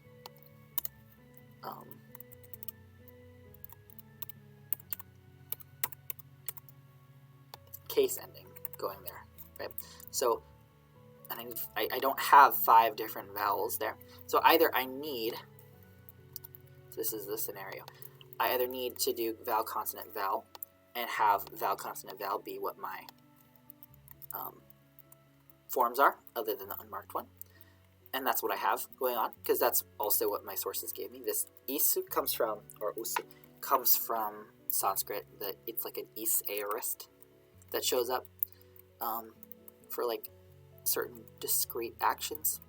It's kind of difficult to explain the different aorist classes in Sanskrit without getting all into it. So I let myself make that kind of squishy and use it as my indirect. So I took the M from me. I didn't want a whole extra syllable here and have it be like imishu or umushu. At one point, I thought about that, but I didn't like it. So I changed that a bit. I got rid of the sh there because I didn't want a whole nother syllable. I might do a cluster of like imshu or something like. Oh, there we go. Something like that. Imshu, umshu. If I feel like preserving more of it, but I'm fine without the sh there. So that's one option, and that's the option I went with. The other option is to have like 4 diphthongs, which are combinations of vowels. So I could do 2 vowels in a row and have them be diphthongs, and that way they're in the same syllable at the very least, which makes it a little bit more compact in terms of the sound. So it could be like, so it ends with a consonant, right? And then I might have a consonant ending. Actually, I'll put the hyphen inside of the parentheses. It literally doesn't matter, but I'm just going to be particular about this. Come on. Work with me, Google Sheets. Come on. Okay. So I know I'm going to end my root with a consonant most of the time, and I'm going to have an optional consonant for the case. Not optional, but that might come up if I need to decline my clause. So the other option is 2 vowels. And so what are my options with U? Well, I have 4 other vowels, right? So if my endings are U, I have nothing followed by U, which I kind of don't want to distinguish the length there grammatically between like U, and just U. So I'm just going to U. So U, and then I need 4 more forms. So I could do like IU, I could do EU, I could do AU, and I could do OU, right? If I want. So I could do like U, U, EU, OW, O, if I wanted to. But there are 2 reasons I didn't do this. One is I just didn't like how it sounded. I liked the variety that the different consonants gave me, even if it isn't as compact as it could be in theory. So I am kind of letting this third rule over this second a little bit in this regard, because I also want to like the language and use it. If I decide I don't like this anymore, I might go to the diphthong route. The other reason, though, is that my donor languages don't really provide me with much opportunity for this. I do potentially have sources for eo and ao. Not in the verb scheme, though, really. I mean, I could stretch something. If I really needed to, I could stretch something to give me these in the verb paradigm.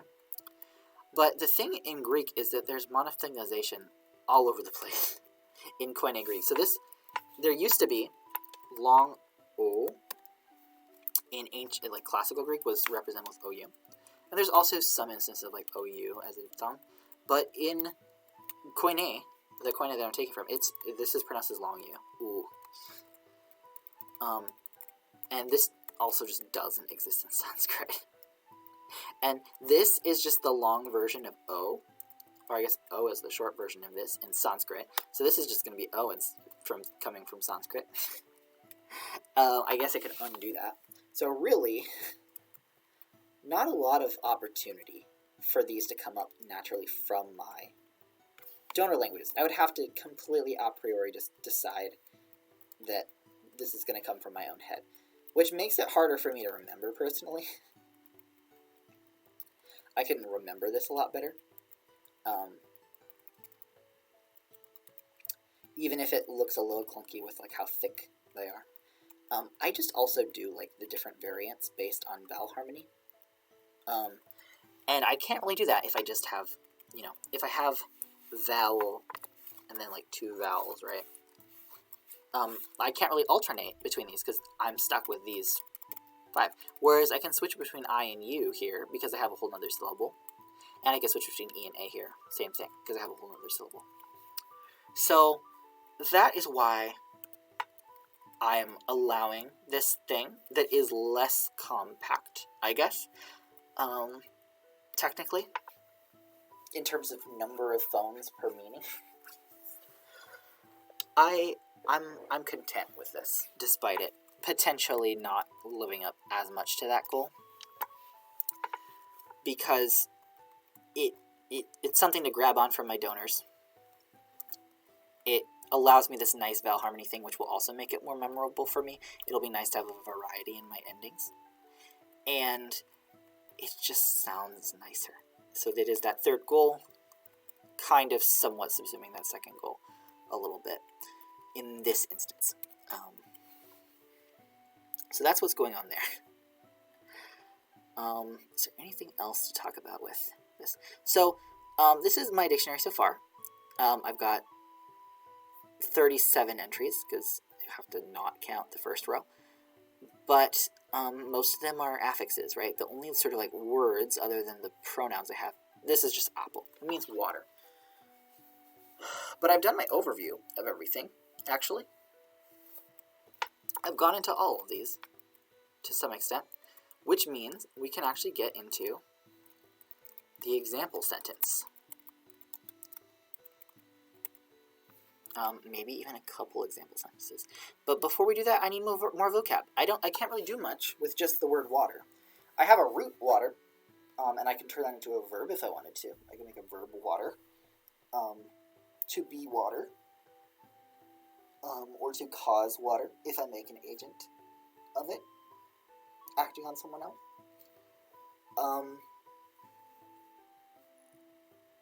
But there's not much I can really do without some verbs. So what I have here in this little section, I have this thing called kitchen. This is another like darker background light text.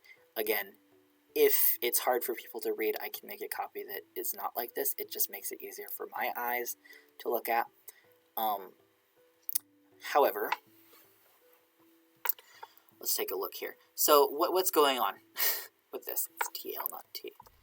TA. What I have here is the like vague gloss of the word that I want. And I just have these here as an example. I might choose right now what they're going to be. But I'm going to do a different one for our example sentence probably to show what the process kind of looks like. But first I wanted to show an example of it in progress. So I have different columns. Each column is one of my donor languages. So there's a Greek column, a Sanskrit column, a Hebrew column, a Turkish column, and a Tagalog column. And then I have my gloss over here. If I wanted to, I could like merge the cells, but I don't really feel like doing that right now because I want it to be kind of fluid.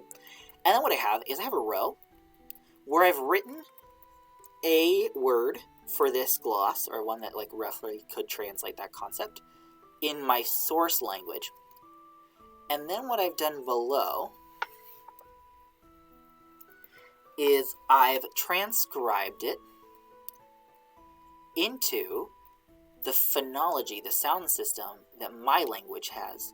So I've used kind of these boxes that I put over the phonologies of the donor languages. I've used them to convert the sound that they are in the original language to my sound system. This one in the column below it. And the reason I have them both here, and then I'll just write it straight into it, is because I want to be able to have the etymology. So like I want to include this in my etymology column when I choose the word. And there's some things I want to take into consideration as I look at these. One is, if I know for example Greek and Sanskrit have a lot of different noun classes, not grammatical gender noun classes. There are only 3 in ancient Greek and Sanskrit. They have masculine, feminine, and neuter. But there are a lot of different declensions of nouns that have specific endings, and I happen to know what these endings are. And so because I know the endings, I don't want them to be part of the root. I just want the stem. And the stem of this is, so S marks the nominative case in Greek here. So I'm going to take off that S because I don't want it to have a case yet.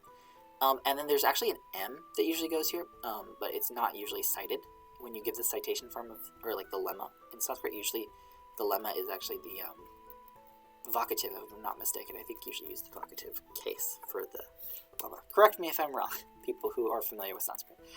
Because I think in the nominative and accusative, this is desham, or desham. So I've already taken that off. The O is technically part of the stem because it's an O stem. It's a second declension noun, and this is also a second declension noun. It's just that this one is masculine. I think it might be neuter, but I think it's masculine. And this one is neuter. I'm pretty sure. Doesn't matter too much because it's going to be a different gender in my language. Doesn't matter too much. But what I could do, even though the O and the A are part of the stem, they're part of the declension stem, and I'm fine just going back all the way to the root. Now the problem is the root in this one actually means something slightly different than country, but I probably won't use what it means for its meaning. I might, and then I could go back and change the word for country, but I'm just taking these off. And the reason I'm taking off this is because I know I want my roots to end in consonants. And I know the stems in Sanskrit and Greek usually end in consonants. I could allow some to end in vowels. I could do that. I could allow that. And what I do in that case, and if I had a verb, is I could allow hiatus. I could have like demo and demoisu, or I could have these like subsume the vowel that would otherwise be the sort of vowel harmony agreement. So instead of demosu, it would be like, or demisu, it would be like demosu. The problem though is when I get into the nouns, I'd have to allow all the hiatuses. So if it's like country, environment, it would probably be conceptual actually a lot of the time, because I like the sort of construct, the concept of a country. If I'm talking about the region as an entity into itself, and I'm just naming it politically, I could use environment for the same word. But often country in a lot of contexts is going to be conceptual. It could also be human. If it's all of the people as a collective in that country acting, doing something. If I say like something like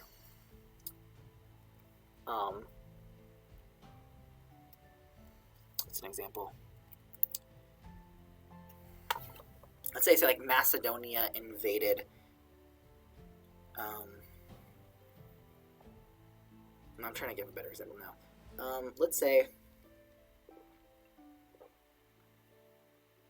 if I say like Germany invaded France. Germany is a country, but the land which we call Germany is not the one that's invading, it's the people of Germany. So that would be a human noun, probably. It would be like Germany, human, invaded, versus Germany, concept. So it would need to, a lot of these would need to like switch gender. That's what the whole point of my roots. And I would have to be comfortable with all the hiatuses, which, in terms of being able to pronounce them, I am. But aesthetically, I don't love all of them all the time. So I want to kind of avoid that if I can. There are some hiatuses that I really like, so I might allow those. But I happen to know that in Greek, this is where the root ends. So I'm just going to do that. I'm just going to use my knowledge there and do that. Now, I also have another one here in Greek, because I couldn't decide which word for country I wanted. There are multiple words for country in all of the languages I took from. But I very quickly decided which one I wanted for country in each donor language, based on sort of like the vibe that the word has in the donor language. So that's there. But in Greek, I really couldn't choose. Now, this root comes from the root for father in Greek, fatherland. And while, like, I kind of don't think I'm going to take the word for Greek, the Greek word for father, as my word for father. I might, but I feel like I don't want to. I thought I might take it for country, especially in the sort of more country as something that is made by people. Having it come from the root for father makes a lot of sense. Because they also have land here, and this is more like the earth itself.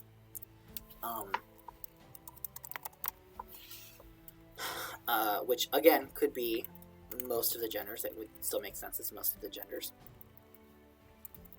And I have a few different options. You'll also notice that some of these are blank, like the Turkish here. I don't have separate ones because it just would be identical. There's nothing I have to change from the Turkish to make it fit my phonology. The diacritics on the Tagalog mark the presence or absence of a glottal stop and the stress in relation to the presence or absence of a glottal stop. And that is just not going to matter in my language, so I just got rid of that when I loaned it in. So, these are some examples. This is just sort of, I'm explaining what I'm doing here with these. And I'm going to sort of prefer the ones that end in consonants for my roots. And if it ends in a vowel, I'm not as comfortable taking off vowels from the Turkish and Tagalog ones, because I'm not as comfortable with, like, where does the root end for the Turkish or Tagalog. I might want to look up, actually, this Turkish word for country. I think I looked it up before. And I can't remember what the root is, if it even has a known root. I think it comes from a root that means to divide. Like, it's a division, which is why I chose it. But this ending, I think, I don't know where the ending comes from, and so I don't feel comfortable taking off the E yet. I might decide that it's fine. I think different Turkic languages have different endings there, like different vowels, but I think it does go to like an older vowel in the origin language. But yeah, it's ilke.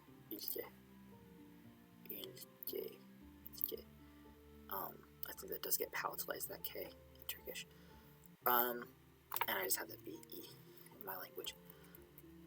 So, if I were to choose now, I think I would either want to go with dish or edich.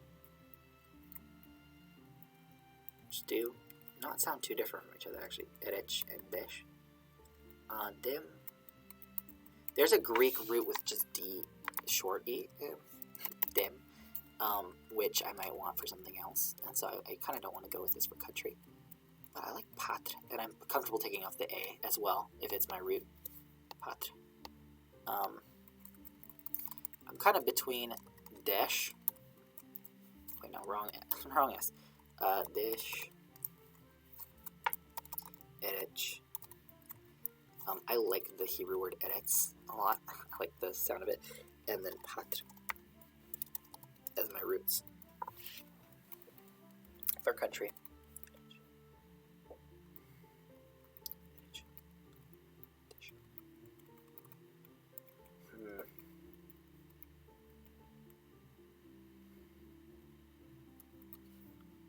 Yeah. I'll come back to these later.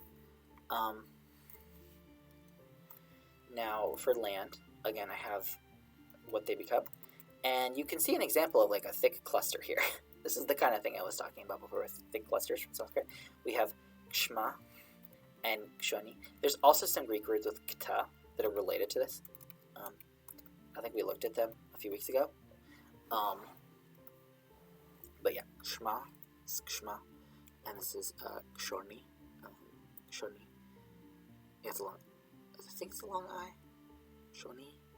I think, yeah, kshoni. So yeah, this becomes kshma and kshoni in my phonology. This is adomo, adomo, and I think I decided the open o sound is going to just be o, so adomo.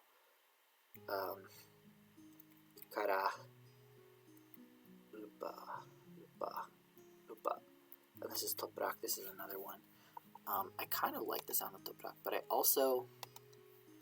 feel very comfortable with this root from Hebrew. The root is ADM. There's also in the word Adam, which is man. And I really like both of these roots, kshma, and kshoni.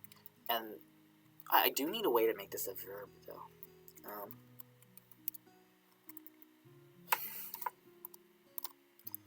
If I conjugate it, it would be like shmo, to be land. And then, you know,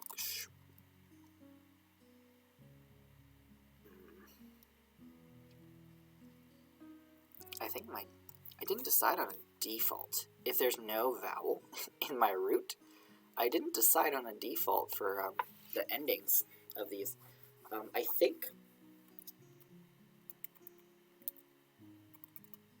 I think what I'll do is I'll have the front ones be the default because there are fewer front vowels than back vowels, so to kind of even it out. If there's no vowel, I treat it like there's a front vowel. I think that makes a lot of sense, yeah. No vowel,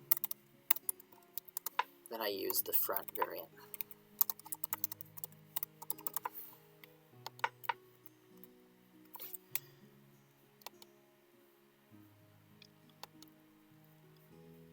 So then this would be like shmidu, or kshmidu, yeah, kshmidu, if it's in the direct past, perfective, not past, but direct perfective. So like this, it was land, or is land, momentarily, or for a specific span of time, and then stops being so. Kshmidu, kshmidu, kshmidu, kshmo. It is a kind of thick cluster, but I don't hate it, especially because it sounds very earthy to me. I also know, I know both of these endings could be chopped if I wanted to end it with a. Now, it's not as straightforward dropping the ending from the Hebrew word because this could be a different word. This ending here, this is actually the typical feminine ending here is this ah. But in this case, it actually creates a lexical difference. It means something different.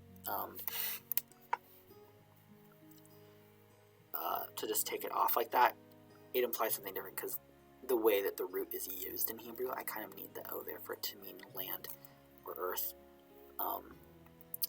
But these are, the endings matter for the meaning in Sanskrit too, but I do know how it works in Hebrew too, but I'm more comfortable because I know the meaning of the roots by themselves, and I know that they don't really change the semantics that much, given how squishy the semantics is in my roots. So I'm fine with that, kshma or kshon. If I wasn't too happy with the 3 consonants in a row, I could do kshon, which is related, and I can kshonu. This would be kshon. Shonudu, and the perfective, direct, shonu, kshonudu, and then irialic, shonayu. Okay. If I wanted to conjugate it for different forms, I can keep going. Kshonosu, kshonumu, all those, yeah. So, I could go with those. I really do like the sound of kshma for land. It feels very earthy. Gaia. This is Gaia, but it's Ga in Quine. Ga. It is related to Gaia. It's where we get the word Gaia in English, though, from. And also, it's the root of words like geology. It's the variant related word gay, G, long E, where we get like geo and like geography and stuff, geology, etc. Yeah, it just does not feel very earthy to me phonesthetically, so I'm not going to go with it. And I feel like I could use this shape, K and R, for something else. I kind of want to save it for something else. So, toprak, I do like this sound. That also sounds very earthy, toprak. It's kind of long for a root for something so basic, land, toprak. I do like the aesthetic of it, but I think for now, I might actually keep this very thick cluster of kshm, and then if I feel like I don't like it anymore, I will then maybe expand it out to kshan. But yeah, that's what I have right now. And I think I'm leaning, well, I was leaning dash words, but I'm taking Sanskrit for land. I kind of want to take a different language.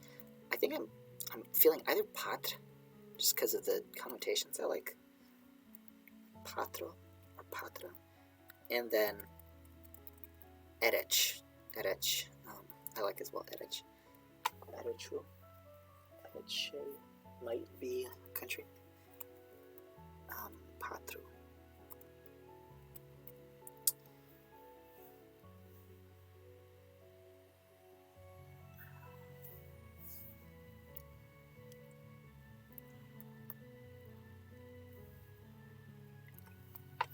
Yeah, I like it.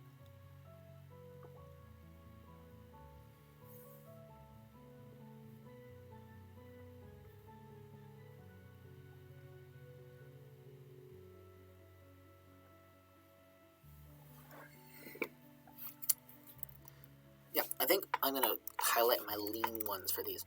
So I wanted to show one that's in progress, a word, and now I want to show my process of making a new one, because I want to write a sentence, and I already have water.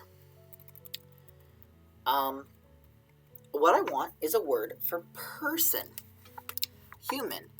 So it's usually going to be a human noun, but it might be like I could take human and make it a concept like we talked about way back when I was first doing nouns. It might not be in any of the surviving recordings, but I did talk about how I could take a root for person. That means like to be a person, the verb root. As a human noun, it would mean people by default. Person would need to be the singulative. If I was talking about a specific person or persons, it would be singulative. So I'll say people. As a environmental noun, maybe it means sort of like, maybe that makes it more like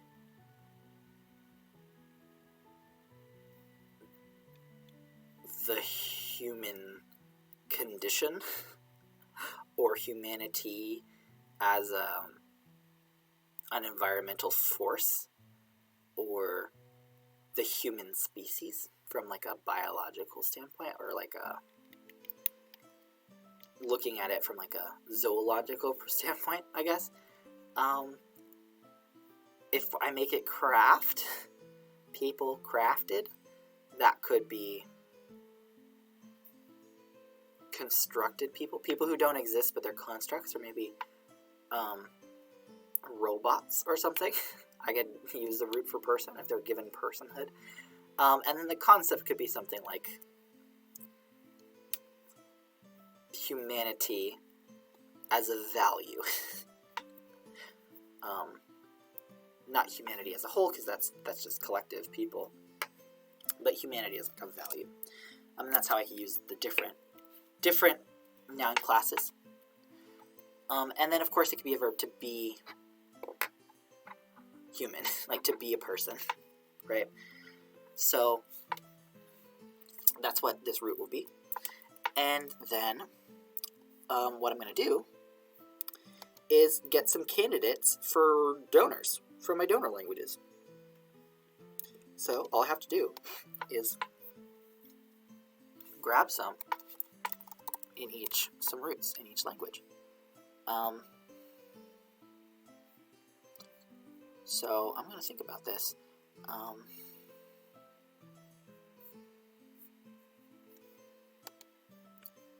I'd also need to pull up my dictionary.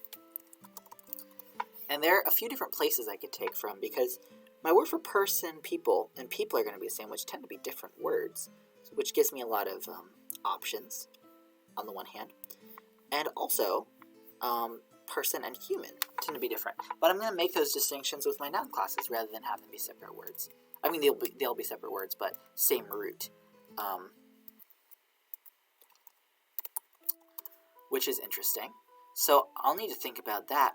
I'll have lots of potential sources, really, is what this means, for this word, actually, which is cool.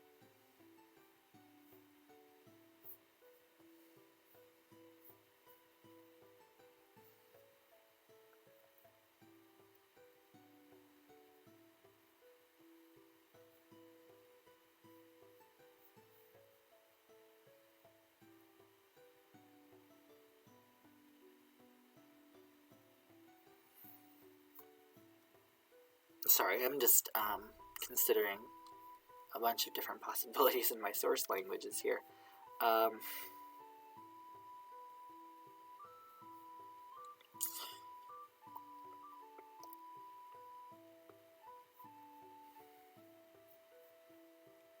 Because I want to also think about the fact that my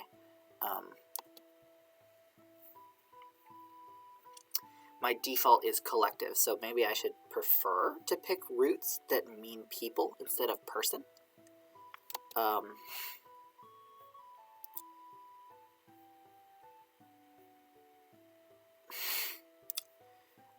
But then again, a lot of languages will just use the plural of person or human for people. But others may not, is the thing. So I want to think about this carefully before I just go and grab some. Yeah. This is kind of tricky here to think about.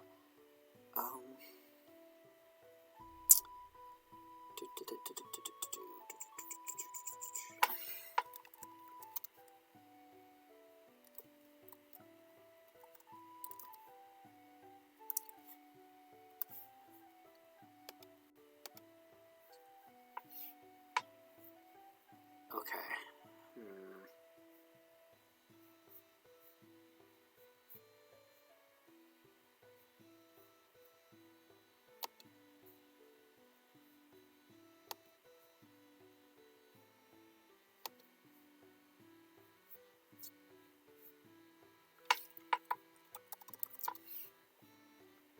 The other thing to think about is that because some of my languages are gendered, the default word for person is also the word for man. And I don't want to take away my options later when I'm coming up with gender-based words that mean man. So that's also a factor to be thinking about.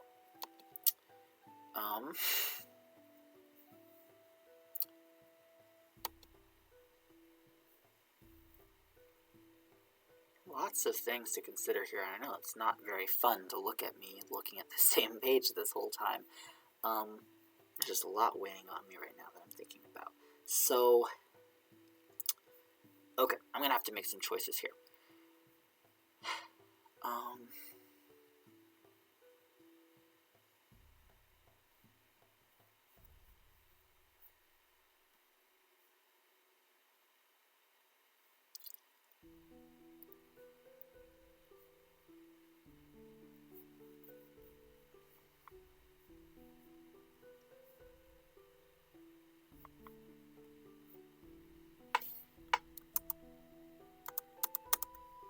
For people,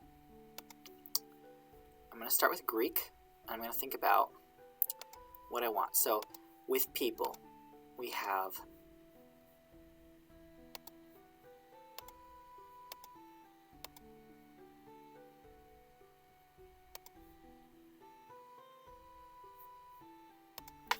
so there's a word for person, right, which is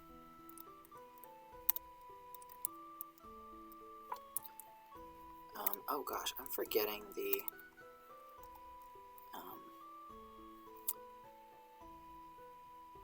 stress on it. It doesn't particularly matter, so I won't write it for now, but yeah, anthropos, which is going to be, oh, I'll put it into my language. I'll write the other one that I was thinking too. Laos. Laos is the other one I was thinking about from Greek. Yeah, so this will be anthrop. This is like the root of words like anthropology, anthropos. I know there's an accent mark on the long O there, O, but I don't remember off the top of my head what pitch accent it has. And in Koine Greek, pitch accent is gone anyway, so that's why I'm not too bothered by it, but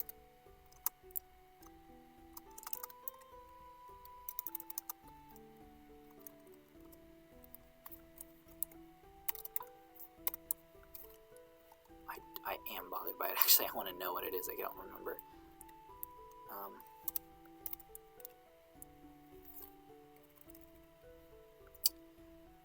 Oh no, my first instinct was right. Gosh darn it. I thought it was a typo when I was doing it. Yeah, the stress is actually on the there. Anthropos. There we go. Anthrop. So that means this means like a human. Anthropos. So this would be my root. It's just the word for human. Now there is a word Laos, and it is actually a long A, which even when you're writing classical Greek, it's not often marked except on the most particular of people. But yeah, it is long A, Laos. And that matters because in some dialects this would be actually Laos. And the ones that just take every long A and make them into E. But I prefer the dialects where it's like this because these are the ones that survive into Koine. This means people. This means a people, and you could have the plural of this, multiple peoples. So this would just be like la.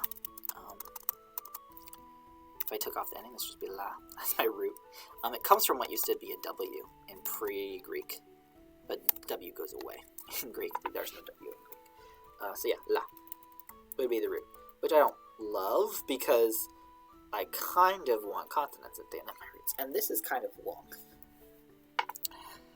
Now with Sanskrit, I have a few different things that I can think about.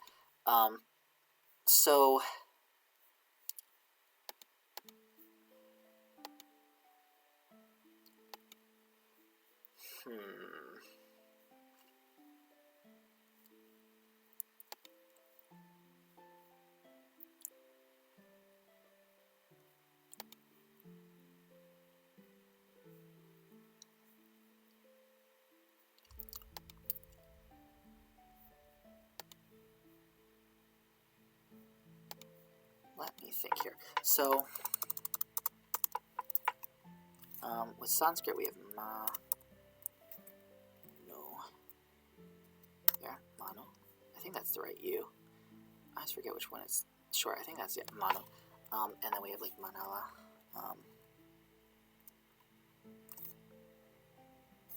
No, just short A. Why is it long? There we go. I think they're all short. I need to. No, it's long A. They knew because they know it's a word. Manu and manava and manusha as well is another word that is related to this. But the root is manu. And it can mean person, it can mean humankind as a whole, which works a lot very well. It has the kind of versatility that my sort of collective would have. But it is also a figure in Hinduism, like Manu as the progenitor of all humans. And this is a derivative of it that also kind of has the same versatility. What's really nice about this is this actually reminds me of what my singulative ending is. It's a verdi derivative. It's a kind of change that Sanskrit roots can go into to make new words. Vridi. I'm not good at pronouncing the way that should be. So those are some ideas, but then there's also this root, this word. I think they're both long, or they might be both short. I think going off of what it is in Proto-European, they should both be short actually. Jana. And this, and in my spelling, so it would be like this, Jana.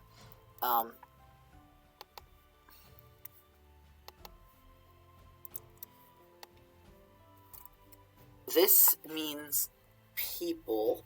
It can mean a person, but it can also mean like a group of people, like a nation, or a kindred. It's actually cognate to the English word kin, believe it or not. A group, a race. But it could also just be a person as well, a human being.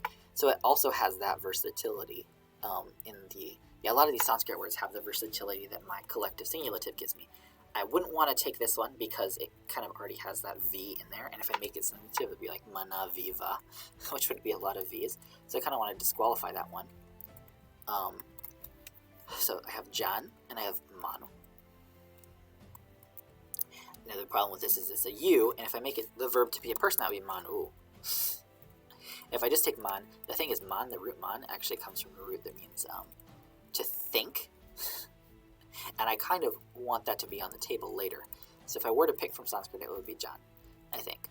I like Laos as a root, but I don't like that it's just LA when I loaned it in, so I'm not going to go with that. I could etymologically reinsert the V, lav, but then I would have la viva for a person, a singular person, if I wanted to mark out that they were singulative. So that is, okay, so that's Sanskrit and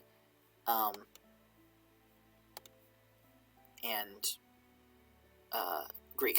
So next we have,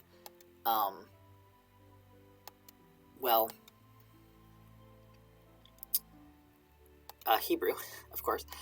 And there's a few options with Hebrew. So there is Adam. Adam. I think it would just be O-D-O-M. In my language, it's a long A. It's from the same root as Adama, which can mean a person or a group of people, as well as has that versatility. I'll put it there. I don't feel like writing it again in Hebrew. I can. I do need it in the etymology if I go with it, so let's do it.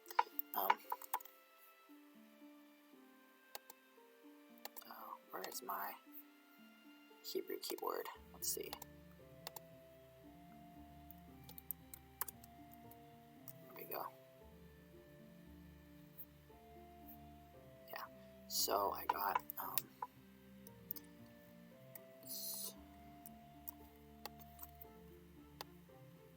where am I? Yeah.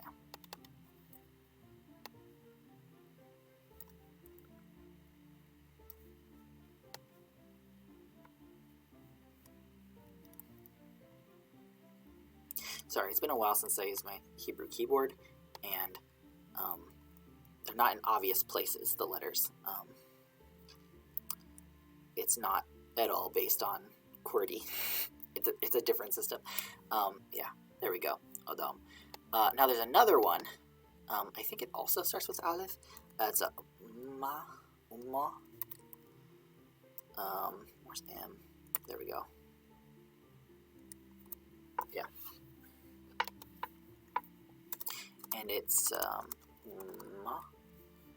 Oh, well, it'd be Umma, which is O. In my language, it's Umma. Like, nice gem in it there. And this means, this actually means nation. Like a people, a nation. And if I want people to have that kind of vibe, I can do that. I might want this for the word nation later, though. because I like the sound of it.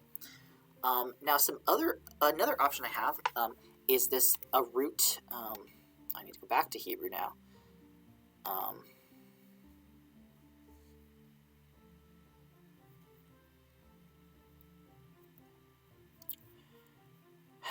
So, ooh, this is actually interesting. I forgot about that in Hebrew. So there's this thing. There's a word,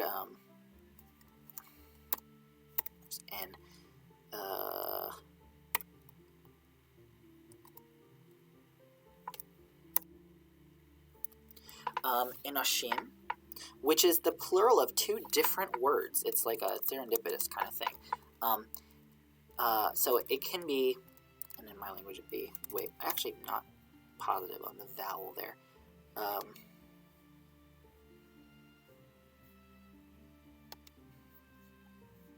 Actually, I think the vowels might be different depending on, no, it's the same vowels. Enoshim. Anoshim. Yeah. It's gonna be shim. Oh, that's the wrong M. Whoops. That's not the M that goes at the end of a word. There's a different M for the end of a word, which is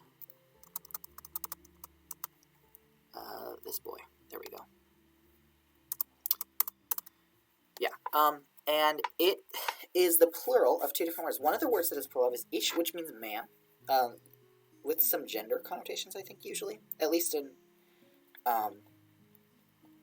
in biblical or classical Hebrew. I'm not sure if that's still the case in modern Hebrew, but classical Hebrew, yes.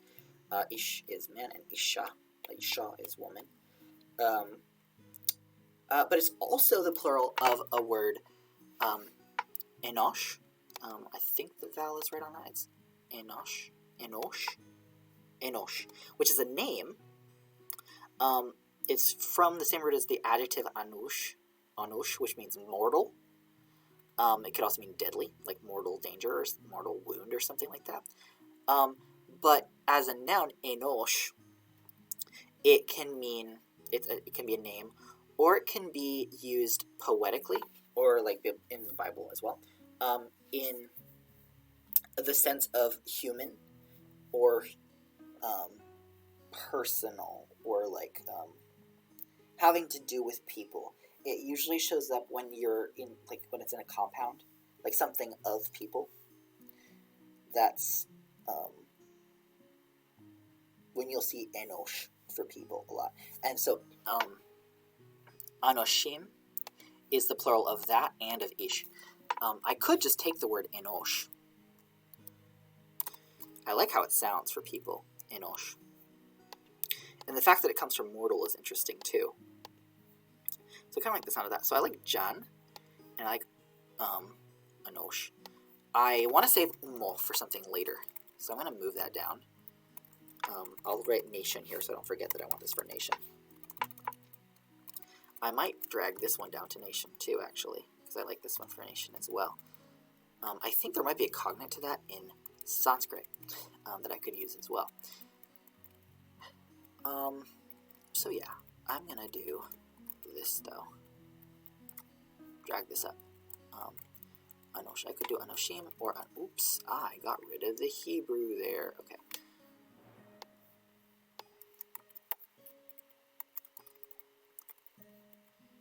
And I don't think I want this is a plural, and I don't want it to be marked plural because my groups are unmarked. So I think I'm just gonna go with anosh. And if I do that, probably a much faster way to do it, but I could have been using.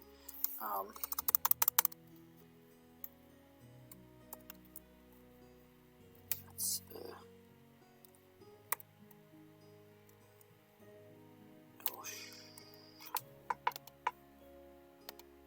good. Sorry for the delay with typing in Hebrew. It's difficult because of the keyboard. Okay, anosh. And I'm not even going to bother with vowel marks just because the keyboard is already so hard. These would have different vowel marks. I'm just looking at them from my like Hebrew dictionary that I'm looking at. So I know what vowel they are, but I'm not going to write them here. I'm just writing what they become. I kind of want odom somewhere else too if I ever use it. So I'm going to keep Enosh as my like top here. John so far. Oh, I'm still in Hebrew. Whoops. John from Sanskrit and Enosh from Hebrew. Now, there are some Turkish ones I want to think about as well that have a very different vibe compared to the ones I have so far. So, one word for people is kişiler, which is just the plural of kişi. Kişi is human or like human being or person. So that's kişi, and that doesn't need to change. It's just kişi. If I were to bring it into my language's phonology. And this one does come from Turkey. There's another word. What is it? The more common word is insan, I think, which doesn't actually have vowel harmony, and that's a good tell that it's from Arabic. And I think insan is a Arabic word for human. Bashar is another one for human, but I don't want to go with that one. Kishi is an option. There's also a word that means nation, ulus, which I like the sound of ulus. There's also millet for that as well.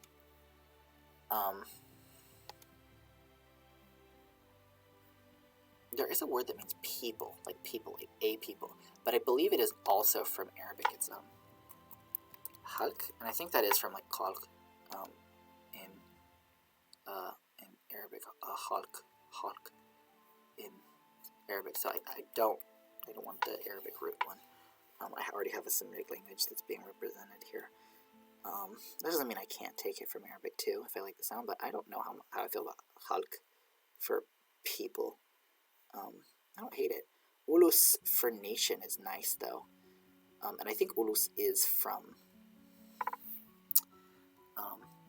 Old Turkic, so I'm gonna put ulus here too to consider ulus, which wouldn't change. Most Turkish words are not going to change all that much when I loan them in. And I think this ul in ulus is related to this word ülke that I was looking at up here for country. I think they're from the same root.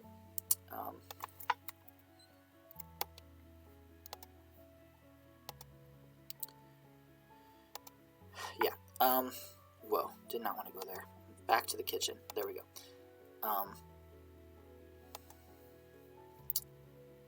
Yeah, I think Kishi is my best bet for Turkish because all the other ones I can come up with are from Arabic off the top of my head. Let me look at my Turkish dictionary again.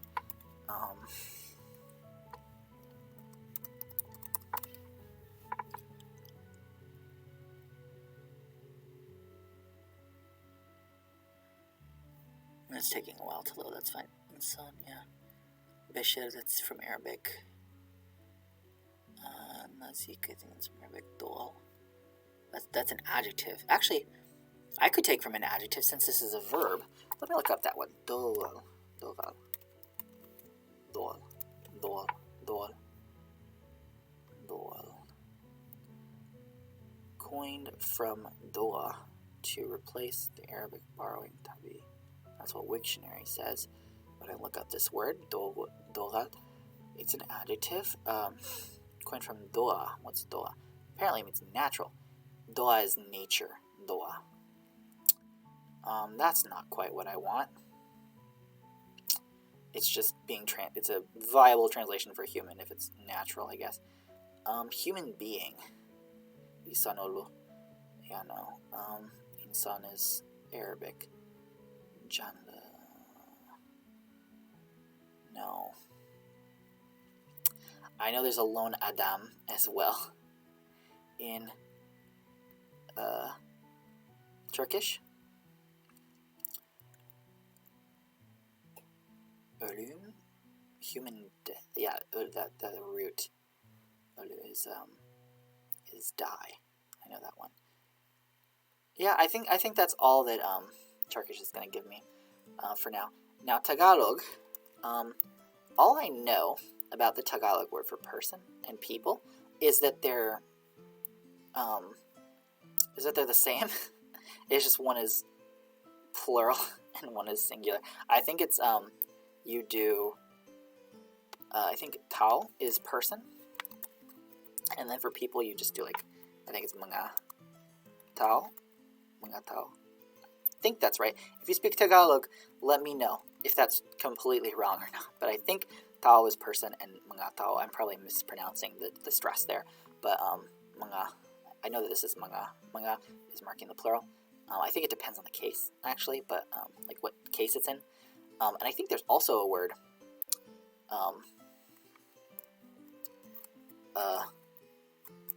katao, which is, katao is human being, as opposed to just person, if you wanted to like go that existential, I guess. Now this would just have to get loaned as tao with the hiatus intact, just because I don't have like a way around that. And I don't know how that works. It would be very strange to have it be, like, let me conjugate this. So it would be like taoi as a person, tao as a verb, and like tao if I were to conjugate it and stuff. So that might get tricky. I don't know if tao works very well. Kishi also is kind of awkward. Now, person is going to end with e, so I could do like kishi, or I could take kish. I don't know how comfortable I am with doing that, again, with Turkish, taking off the vowel, in terms of if it changes the roots or not. But if I allow myself to do it, it will be kishi a lot of the time, because the human ending is e, so people would be kishi. All of these would take e. So if I was saying people as a noun, human gender would be jani. I'm putting the dots to separate out the ending, but when I'm actually writing it, I will enoshi, and this would be kishi. I think so far I'm leaning enosh for human. I think I like this one best. Enosh. Enosh was like to be a person, to be people, and then yeah, Johnny is my second choice, I think. I already have Sanskrit as my winner here. I have Greek as my probable winner here. So having Hebrew feels nice, and maybe my word for nation is also Hebrew. That's fine. I'll probably make up for it by having plenty of Turkish words from other things. I already have a Sanskrit word for water, so that's fine. Now, I started. Well, okay. This is a kind of complicated thing. So I changed my Thursday night time from 5 to 7:30, which it was before. Now it's 5:30 to 8, which is the same as Fridays, so that it kind of matches a little bit easier. But I also started 20 minutes late today from when I was supposed to, even from 5:30, because my computer decided to update right when I opened it to start streaming. So that's why that was late. So I started 20 minutes late, so I've stayed 17 minutes over my end time. I think I'm going to try to put together a sentence with maybe one of these words. I want to say like a person. I need a verb, don't I? I can't make a sentence yet. Person, something's water. What can a person do to water? Drink. Okay, I'm going to try to quickly get a verb that means to drink, or a root that means to drink. I can't say I am a person. Let's start with I am a person. Let's start there. I am people. I am human. Would just be I am person collective. And then I am a people would just be, it would actually be the same, because people would be the verb. If I say I am human, it would just be the verb enosh as a verb. So let's start my sentence. I should probably, instead of going to syntax every time, I should probably make an example sentence sheet. Let's do that right now real quick. Let's make it a nice font and make it bigger so we can see the sentence all nice and like clear. Let's make it wrap, because that's what I prefer. Let's make it not default to the bottom, please.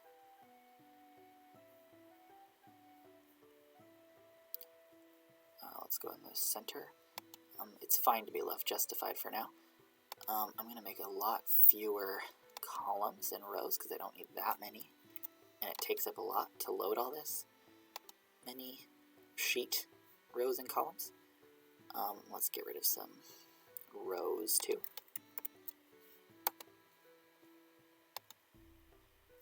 And let's widen this one, center one, so I can have plenty of space. Let's go like 500. For now, that should be good. Okay, so I want my sentence to say, oh, maybe I should be in 12. Maybe 10 is fine. Yeah. Oh, maybe I should have two columns, one for the translation.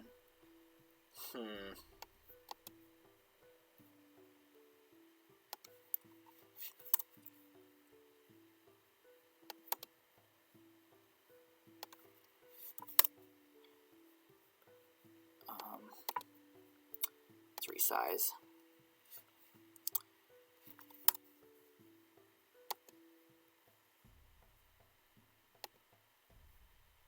I resized both of these to like 300 or something, or 350. I want it to all fit on my screen is the thing. Yeah, it should be fine. Righto. So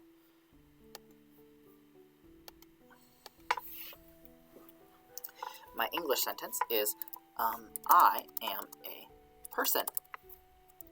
Now, how this is going to parse, and I'll write the gloss first, and then I'll translate it. So how this is going to work is it's going to be first person human, and so that's what we got so far. Oh, why is it still 12? I thought I put it to 10. There we go. Yeah, first person human, and then people is going to be my verb. To be a person is like people, and it's just a verb. It's not marked for any gender, so it's people. And I in this sentence is patientive. It's just me being in the state of being a person. I'm not actively doing anything. If I made it agentive, it could mean something like I behave in a human-like way, like I act like a person. Like if I'm saying I'm a person in the context where I'm saying I do person-like things, then I would be agentive. But in this context, I'm just saying that person is what I am. I'm identifying myself, so that's just patientive. So it's not marked for any case. But to say that I am a person, a singular person, I'm going to actually mark the first person singulative before I put human on it. Or I guess, yeah, it's going to be human singulative is how that's going to go. Yeah, so I human singulative is what that is. Maybe I should have 3 columns, one for the gloss. Or I'll give the gloss in the note of my translation. There we go. Yeah, there we go. And so how that's going to turn out, let's look at the gloss. Actually, I still want the gloss here. So people is my verb, and so it's inosh, and then it's going to be, and it's imperfective. I am a person ongoingly. It's not an action I do at a point in time. And I have primary source evidence that I'm a person. Being myself, I know what species I am. So it's direct imperfective. So it's you there, enoshu. Now my first person human, so first person is an av, and it's human e, avi. And then my singulative is a va, aviva enoshu. Aviva enoshu. So that is how I would say I am a person. Now, in a lot of contexts, it could probably be fine, actually, to say avi enoshu. This could mean we are all human, which in most contexts that would also be true. But given that I'm in a room by myself, using the collective first person could be fine, even though I'm talking to a hypothetical audience, the people listening to this now or in the future. So using the collective might not be what I'm trying to say, but it would also be true unless you are not a human listening to this. Hello, any bots listening to this, or animals listening to this. Hello. If you're a pet, you're probably still going to be human gender, even if you're not a human. But I think I'm just going to allow if someone's just talking about themselves and it's clear in context. I might allow avi instead of aviva. Aviva enoshu. Avi enoshu. Yeah, I think most of the time because I'm the main one using this language, and if I'm actually writing a sentence about myself, I'll just use Abby. But if I'm quoting someone talking about themselves as opposed to a group, I'll probably use Aviva. Aviva no shu. So that is our first sentence. I'm going to write Abby no shu. I think I'm only going to mark singulative when it's salient. I think I said that before with humans.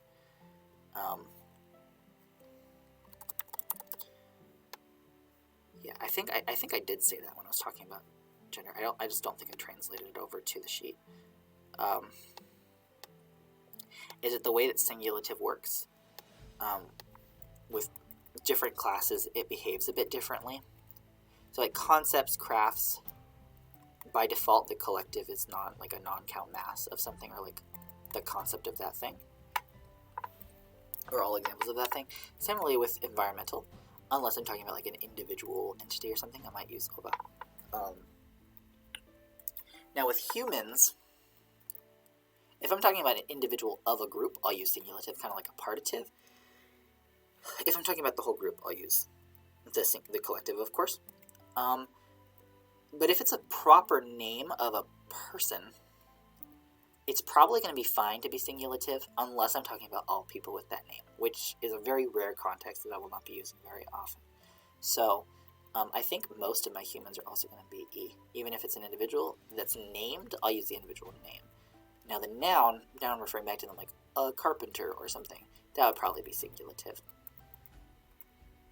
Now, there's one note on this that I put here that I didn't mention earlier, but with proper names, these endings that go on to names, or that go on to nouns, they can also go before the name as a declined article. So the reason I'm allowing that, let's say I have a name of someone, like, let's say I have a name like, I'll just put it in this box where I don't have examples of it. Let's say I have a name like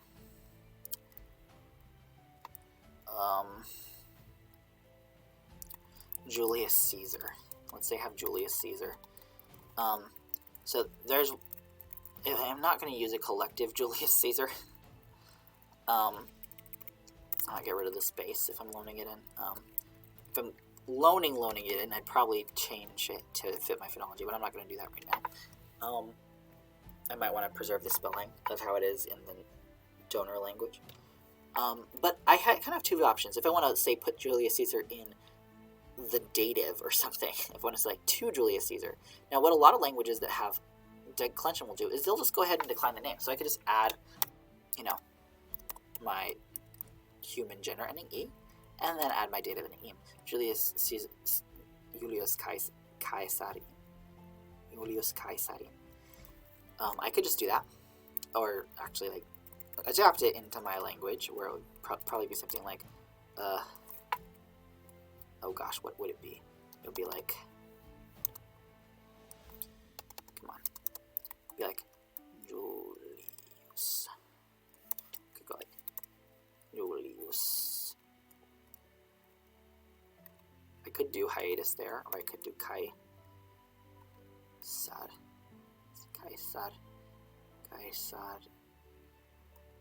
I could do that, Julius Caesari. I could do that as well, if I wanted to, like, completely bring it into my language from Latin. I could do that. I don't want to do that. But I could do that. But this is totally a thing languages will do with case. They will just decline the names. What I'm going to do is, I can do that. I might do that sometimes. But I also want to allow myself to do something a little different, where I actually detach... Oh, we're lagging a bit. Actually detach this ending and actually make it an article that goes before. So it would be like E or im, Julius Caesar, and I can specify that it's a singular person, Ivam, Julius Caesar. But because it's a proper name, I don't need to. And I can do that with any gender, potentially. So if I wanted to say a proper name, like if I have a word for Germany, I want to do like Deutschland. I think all of those exist in my language. I could do Deutschland. I could do Deutschland. dom. Oh wait, actually, let's make Germany a concept. I think Germany is going to be a concept. I mean, it can be an environment as well, but I think I'm going to talk about the concept of the country. I could say, like, in Germany, I could say Deutschland. That would be Deutschland concept locative. Or I could say, if I didn't want to do that, I could say Ad Deutschland. And that works too. Ad Deutschland.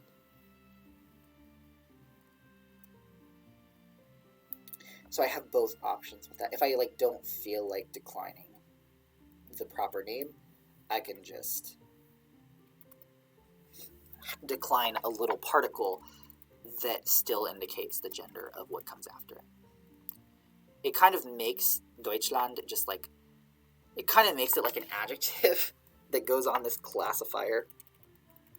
Almost. That's not exactly what's happening, but it's sort of a way to mark a proper noun in an interesting way. So if we go back to my sentences, I think the other thing that I was thinking here is with pronouns. I was thinking with, because of the way my number system works, I don't even think I'm going to use things like aviva and seniva a lot, like with first and second person, because of how infrequent actually using pronouns will be with this language other than quotation.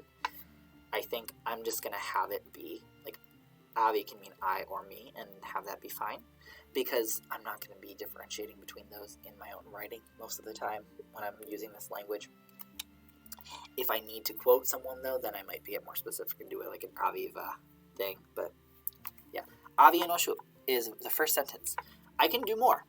I do want to do drink real quick. I know it's 8:30 p.m. right now, but I did say I wanted to get one verb, and I want it to be drink. So let me think about where I want this word to come from.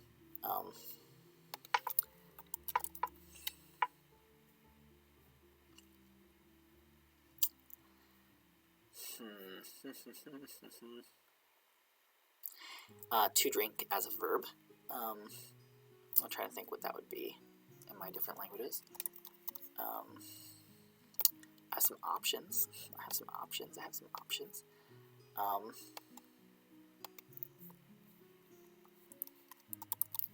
Now with verbs it gets interesting because at least in, I know in Indo-European languages, but also in Hebrew, this is going to get kind of hairy, I think. Because in Greek, in Greek and in Sanskrit, they have uplout, which changes the vowel, kind of like English does with like sing, sang, sung. That kind of thing happens. In ancient Greek, there are like different stems I could take from, so I have options with each stem.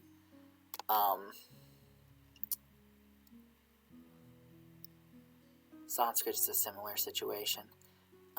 Different stems, or I can take from like a conjugation of the stem as well.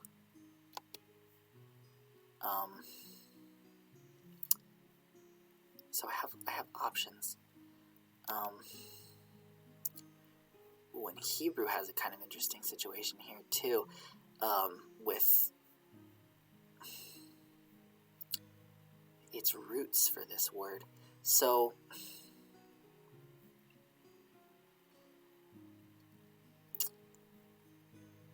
okay.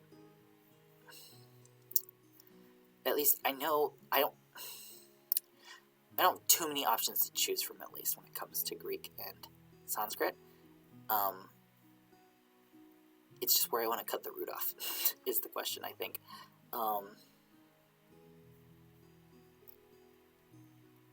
So the thing with Greek, Greek usually uses the first person's singular present active indicative for its lemma, for its citation form. But I'm just going to give the root, I think, in this case, the stem, at least.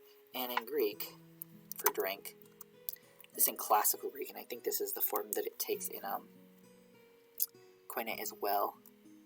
It's bean, and there should be an accent on the I, but I don't think I could put both an accent and a length mark. The length mark doesn't matter that much in this context, though, because Greek. I'm not going to distinguish it when I borrow it anyway. Yeah, it's bean. But that N only exists in the present tense, and it comes from a progressive aspect marker in Indo-European, which no longer exists. So it does show up in the imperfective as well as a progressive aspect marker. But in the mediopassive, it goes away. In the future and the aorist, it goes away. So the real root is actually a long I. So it's actually a P is to drink P, which might cause people listening to this in the future to laugh, but it's too bad. The root is B. So like Pinot is I drink B. And that would just be loaned as B in my language. Now, Sanskrit comes from the same Indo-European root as this one, but it's a different form of it. It comes from a reduplication, actually, because there's like an H3, I think, in this root. So in Sanskrit, the root is actually, I should probably write it in Sanskrit, huh?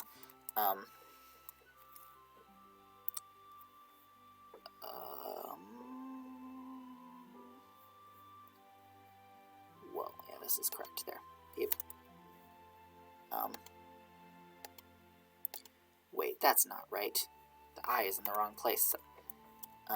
This is actually like a Hindi keyboard, because they don't have a Sanskrit one. At least I couldn't find one for Windows that worked very well. So that was also phonetic. So I'm using a Hindi one because Hindi Devanagari has most of the characters I need for writing Sanskrit in Hindi, in Devanagari. Yeah, so it's Peeb is the root, but the B is actually coming from reduplication, so I could get rid of the B. I don't want to, given that I want consonants here, though. If I were to choose between these two, I would clearly choose Peeb, because it ends with a consonant. The Hebrew root is very different based on what I need. So the thing with Hebrew verbs is, like I've said before, they're triconsonantal. So the verb is just 3 consonants, and what vowels go where depends on the conjugation. And so if I'm going to loan it, I would have to choose what form I want. Now, I think the citation form with classical Hebrew is usually it's the third person singular masculine past tense. At least what is now the past tense. It's like the perfective aspect. So it would be like he drank is what it would be. He drank. And then he is drinking would be a different form. And the reason I think that that's given as a citation form the most often is because it's usually like the 3 consonants are spaced out, and there's like an aw between each one. It's so in this case it's shata. Let me write it in Hebrew, which we know is a struggle for me right now. So it's oh gosh, where's T? Where's Tav? Oh, there's Tav. I think it's a normal Tav, and then we have He there. So it's shata, this one. And the issue that we have here is that this is a final weak root. What that means is that the final consonant of the 3 consonants is just an H, which is silent when you actually pronounce it in Hebrew. It's just there to show that like there is a consonant there indeed. And I think the root goes back to a ya or maybe it is actually H. Sometimes if the root is ya, you still end up with an H that's silent when you actually conjugate it. I think this root is actually H. I think it's like sha, ta, ha. Yeah, are the 3 roots sh, ta, ha, shta. If I went with the imperfective third person singular, it would be like yishte. I think yishte. So it'd be like sh. The sh would be together yishte. But there's a ya prefix that goes on the third person singular masculine imperfective, present/future. Nowadays in Hebrew, you usually use the participle for the present tense, and you use pronouns with the participle. And I think the present participle is shote. same issue. It ends with an H. Now, I could have the H there, actually, if I wanted to. I could have the H in my word, which would then be, okay, so it would be, if I took from the, oh gosh, why isn't it typing? Hello? Oh gosh, I froze. Okay, come on. Come on. Work with me here. Oh gosh, what, that is some lag there. Okay. Alright, we're gonna go, so this is shata. So that's gonna be shata. I'm gonna keep the H there, shata. Wait, no, it's not shata. It's shoto, because I'm having all be O in my language when I learn. So shoto. So the difference, if I took it from the parts, that would be shote. Shote. And I just need to decide which one I like the sound better. But I kind of have freedom with the vowels a little bit with the Hebrew, depending on what form I want to take. Shoto. And then it would be like yish. Yish. Yishte for if I do the future imperfective there. The names of Hebrew tenses are kind of weird because there's how they were used, there's how they are used, and then there's like variability in how the Bible uses them. In the Torah. So it's tricky. So yeah, I kind of have options. I kind of don't want to take from this form though because it adds another Y there, or like whatever consonant I take from, depending on what gender and person I take from. But these are closer to the root. It's just now Turkish.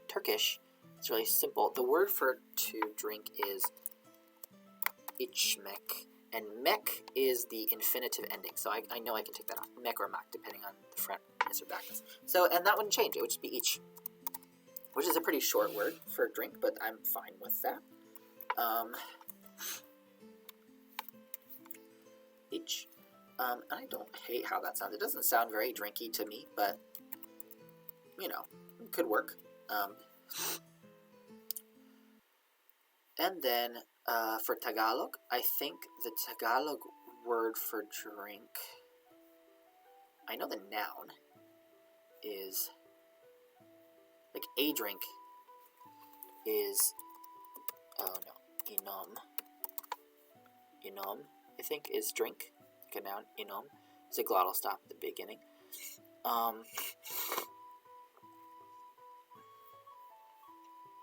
don't know what the verb form is. It might be, oh, well, the vowels change a lot when it's a verb. It could be, if it's object focus, it's inumin, and then, yeah, inumin. If it's object focus, if it's actor focus, it's uminom. If it's directional, it's inuman. Locative, paginaman. Yeah. Tagalog is really cool because it marks its sort of primary case. Like, if you want to know the case of the sort of topic, or I guess the thing that matters the most in the sentence, the subject really, that gets actually marked, like the role of the the subject gets marked on the verb rather than on the noun. And it's kind of like a passive construction. You kind of say like, if you want to say like the drink, if you want object focus, like the drink is drunk by, and then you could like have by someone, but it makes the drink the topic. And then if you want the actor to be the subject, you would have like the person drinks. But the thing is, like, all of this change is marked on the verb rather than on the nouns by case, which is pretty cool. I mean, there is case too that correlates with this, but it's marked on the verb for the most part. Like the role of the subject is marked on the verb, which is pretty cool. Basically different kinds of passive. But also the aspect is often going to change the vowel as well. I think the most common vowel that comes up is either, I think it's inum or inam. It's like the root.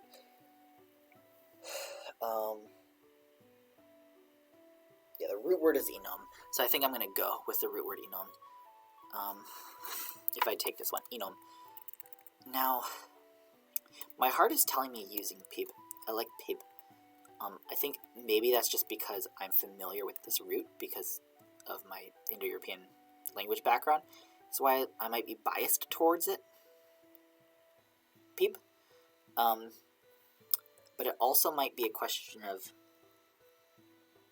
the phonesthetic. It sounds drinky. Each, as much as I like it, doesn't sound drinky. Neither does shoto or shote. Don't love how that sounds. People. Well, okay, I do want to think about how this will sound. So if I'm drinking water, so if I have a drink, like a beverage is probably, unless it's like produced by someone, like it's gone through a manufacturing process, it's probably going to be environmental. Like if I'm just drinking the juice from an apple, like I just crushed an apple, I guess that could still be environmental, like apple juice. Now if it's like been processed and put in like a carton or something, then maybe that's craft. But if it's just I'm squeezing an apple and drinking the juice from it myself, I'm comfortable having that be environmental, in which case it would be like pibo. And then the craft would be pibe.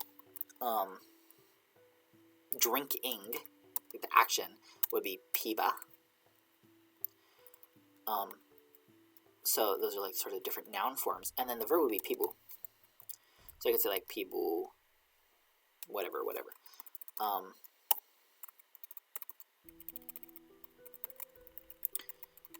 So yeah, that's if I use pib. I don't hate it. I like pibu. Pibu mo. Oh wait, no, it would be like pibimu, pibidu, pibeyu, pibisu. Yeah. Now if I have inom, that's very different. So like I could have inom. I like inom sounds drinky as well. Inomu as the verb inomu. Inomu. Inomu mayu for irias.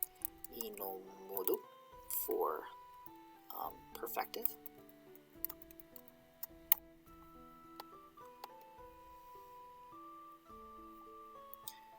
Let's say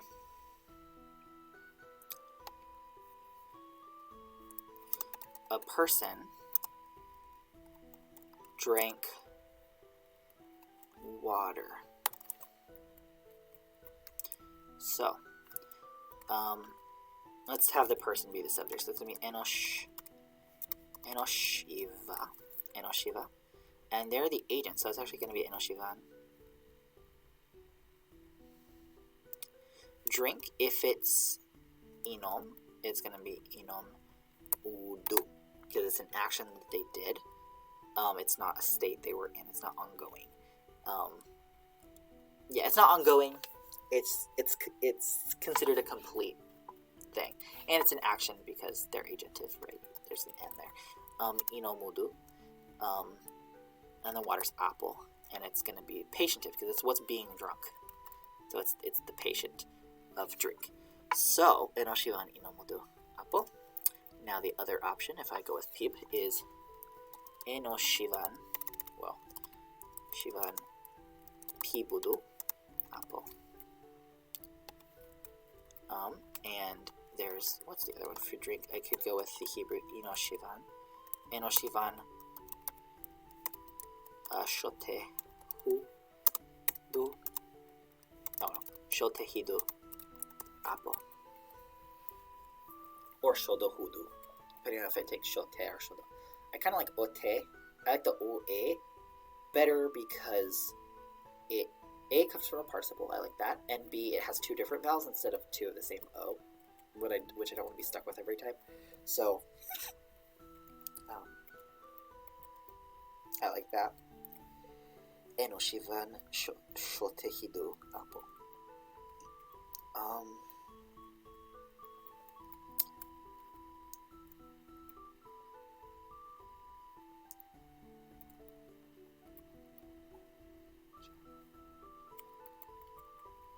I'm kind of second guessing my choice for water. It was between, for me, two different Sanskrit words, ap, which would have been apple, or jalo. And I think I might like jalo better at this point, actually. Jalo. giallo. How do I feel about giallo? Enoshiva ni no modo. Inomodo giallo. People do giallo. Giallo. Apple. I like apple actually better. I do like apple better. People do apple.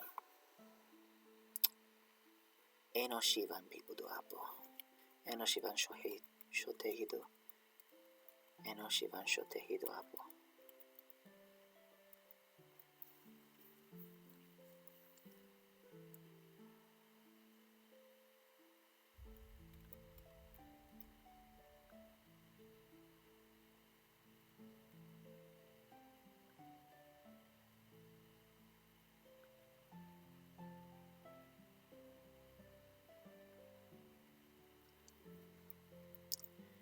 People do. Inomodo.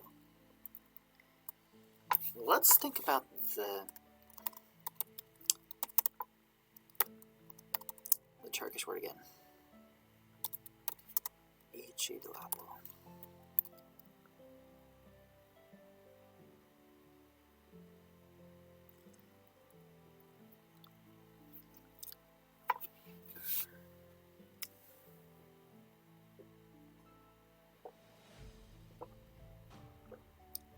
Oh.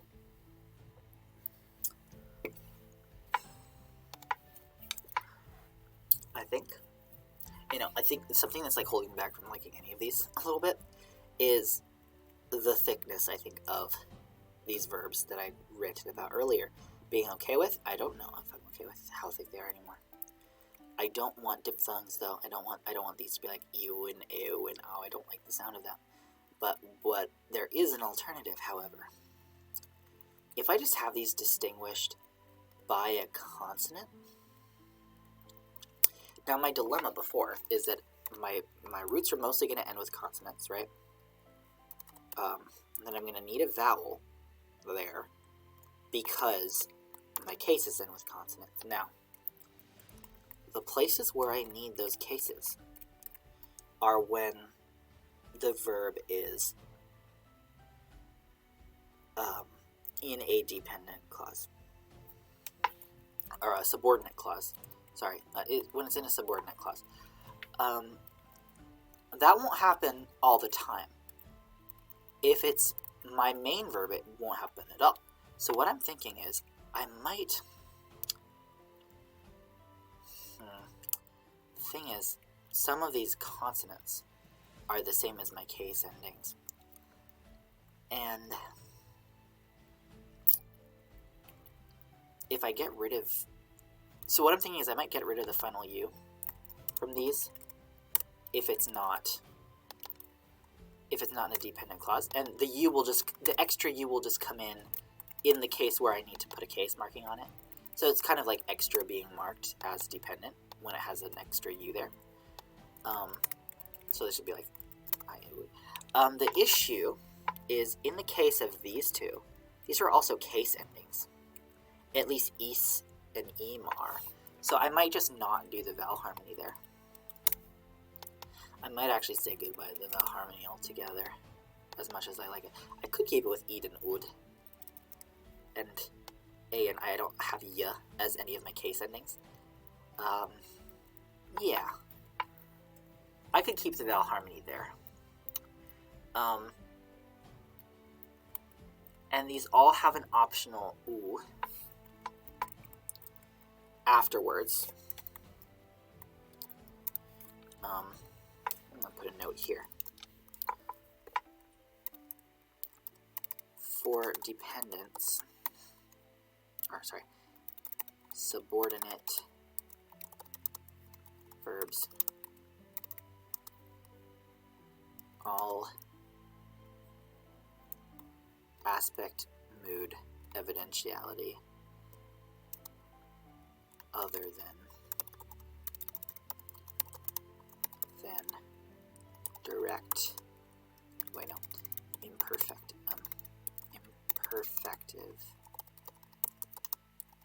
realis, direct, use, or whoa, add, you, oops, I just accidentally deleted this here. It was A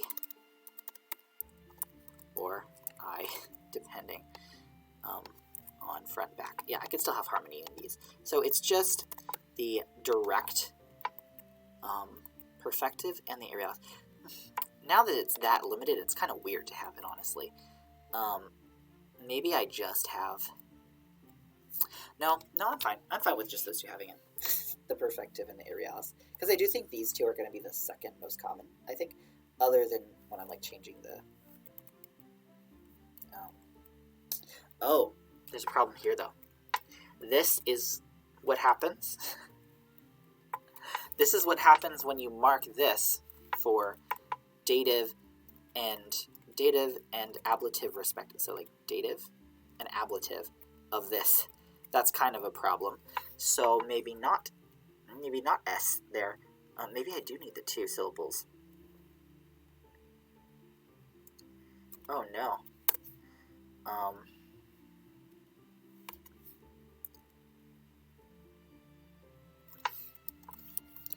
Maybe I do need the two syllables. Dang it. Okay.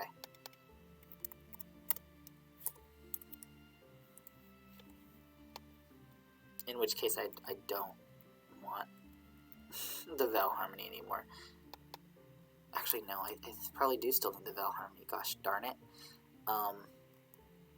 It's because S and M are my case endings already. Maybe I should disqualify those from being markers here. I don't really like how anything else sounds.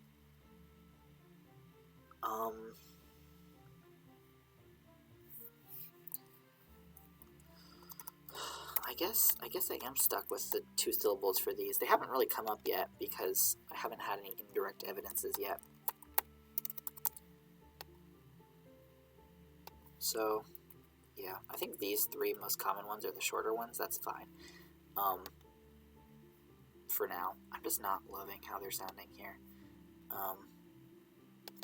That only gets rid of one syllable here, the U, the extra U. This U would come in if I were to like conjugate or decline the verbs for cases. I kind of like that variety that comes out with ud versus ed. Actually, yeah, içid, sotehid, pibud. Actually, no, it wouldn't be pibud, would it? It would be pibid. Pibid, sotehid, shotehid, içid, inomud, pibid. Which one do I like the most for drink? I kind of shote, pibu, inomo, icho, pibe, shote, icho, icha, iche. I think I'm gonna go with my bias. I'm gonna allow my bias that I feel like I might have for Sanskrit and just go with pibid here. Yeah, I think pib is my root for drink. Yeah, pib is my root for drink. So I got two sentences so far, at least for now. I've got pib for drink.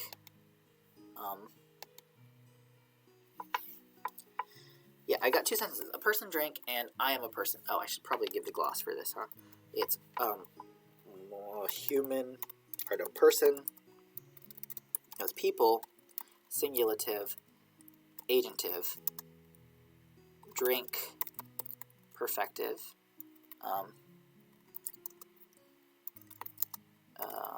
perfective, yeah, and then water, which is environmental. Oh yeah, I should probably write the people as human.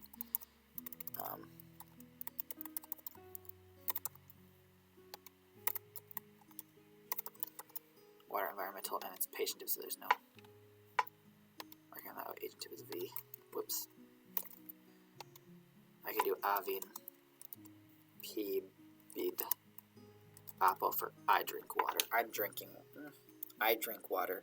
I drink water. I am currently drinking water and will be done very soon. Like, I take a drink of water. I drink water regularly, of course, would be avin, pibu, apo.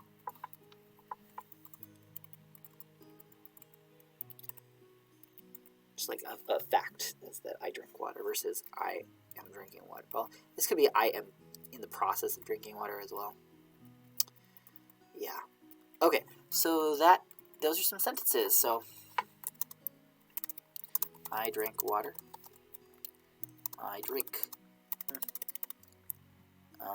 I was drinking water. I used to drink water. It could mean all of the above. The tense is actually not marked here.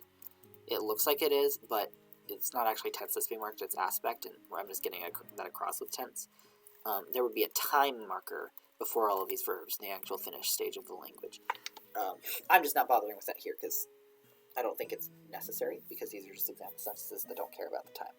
So I've squarely gone an hour over original time, so I'm going to go ahead and stop there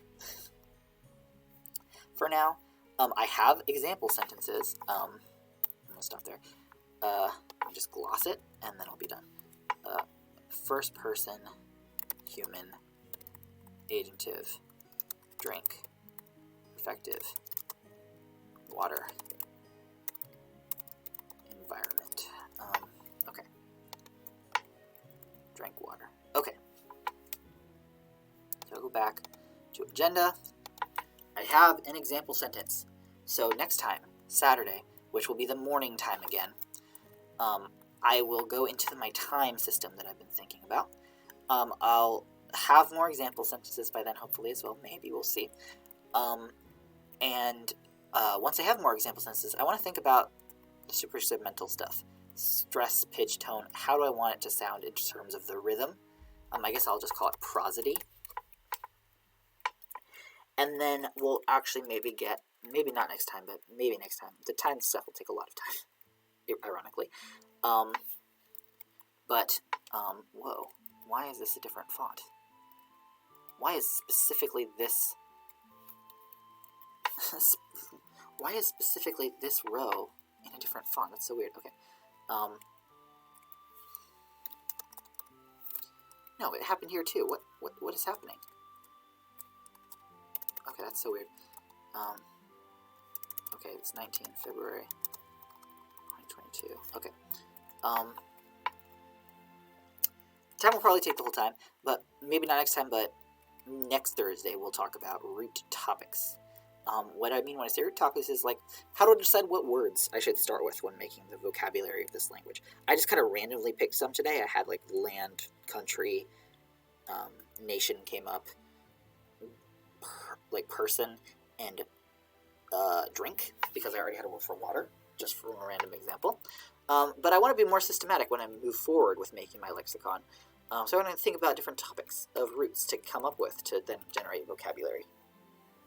And then down the line, once I get into that a bit, I'll think about what derivations I need and get into crafting more roots. So that's next time. So final announcement, I guess, is tomorrow night. We still have Yesterlore.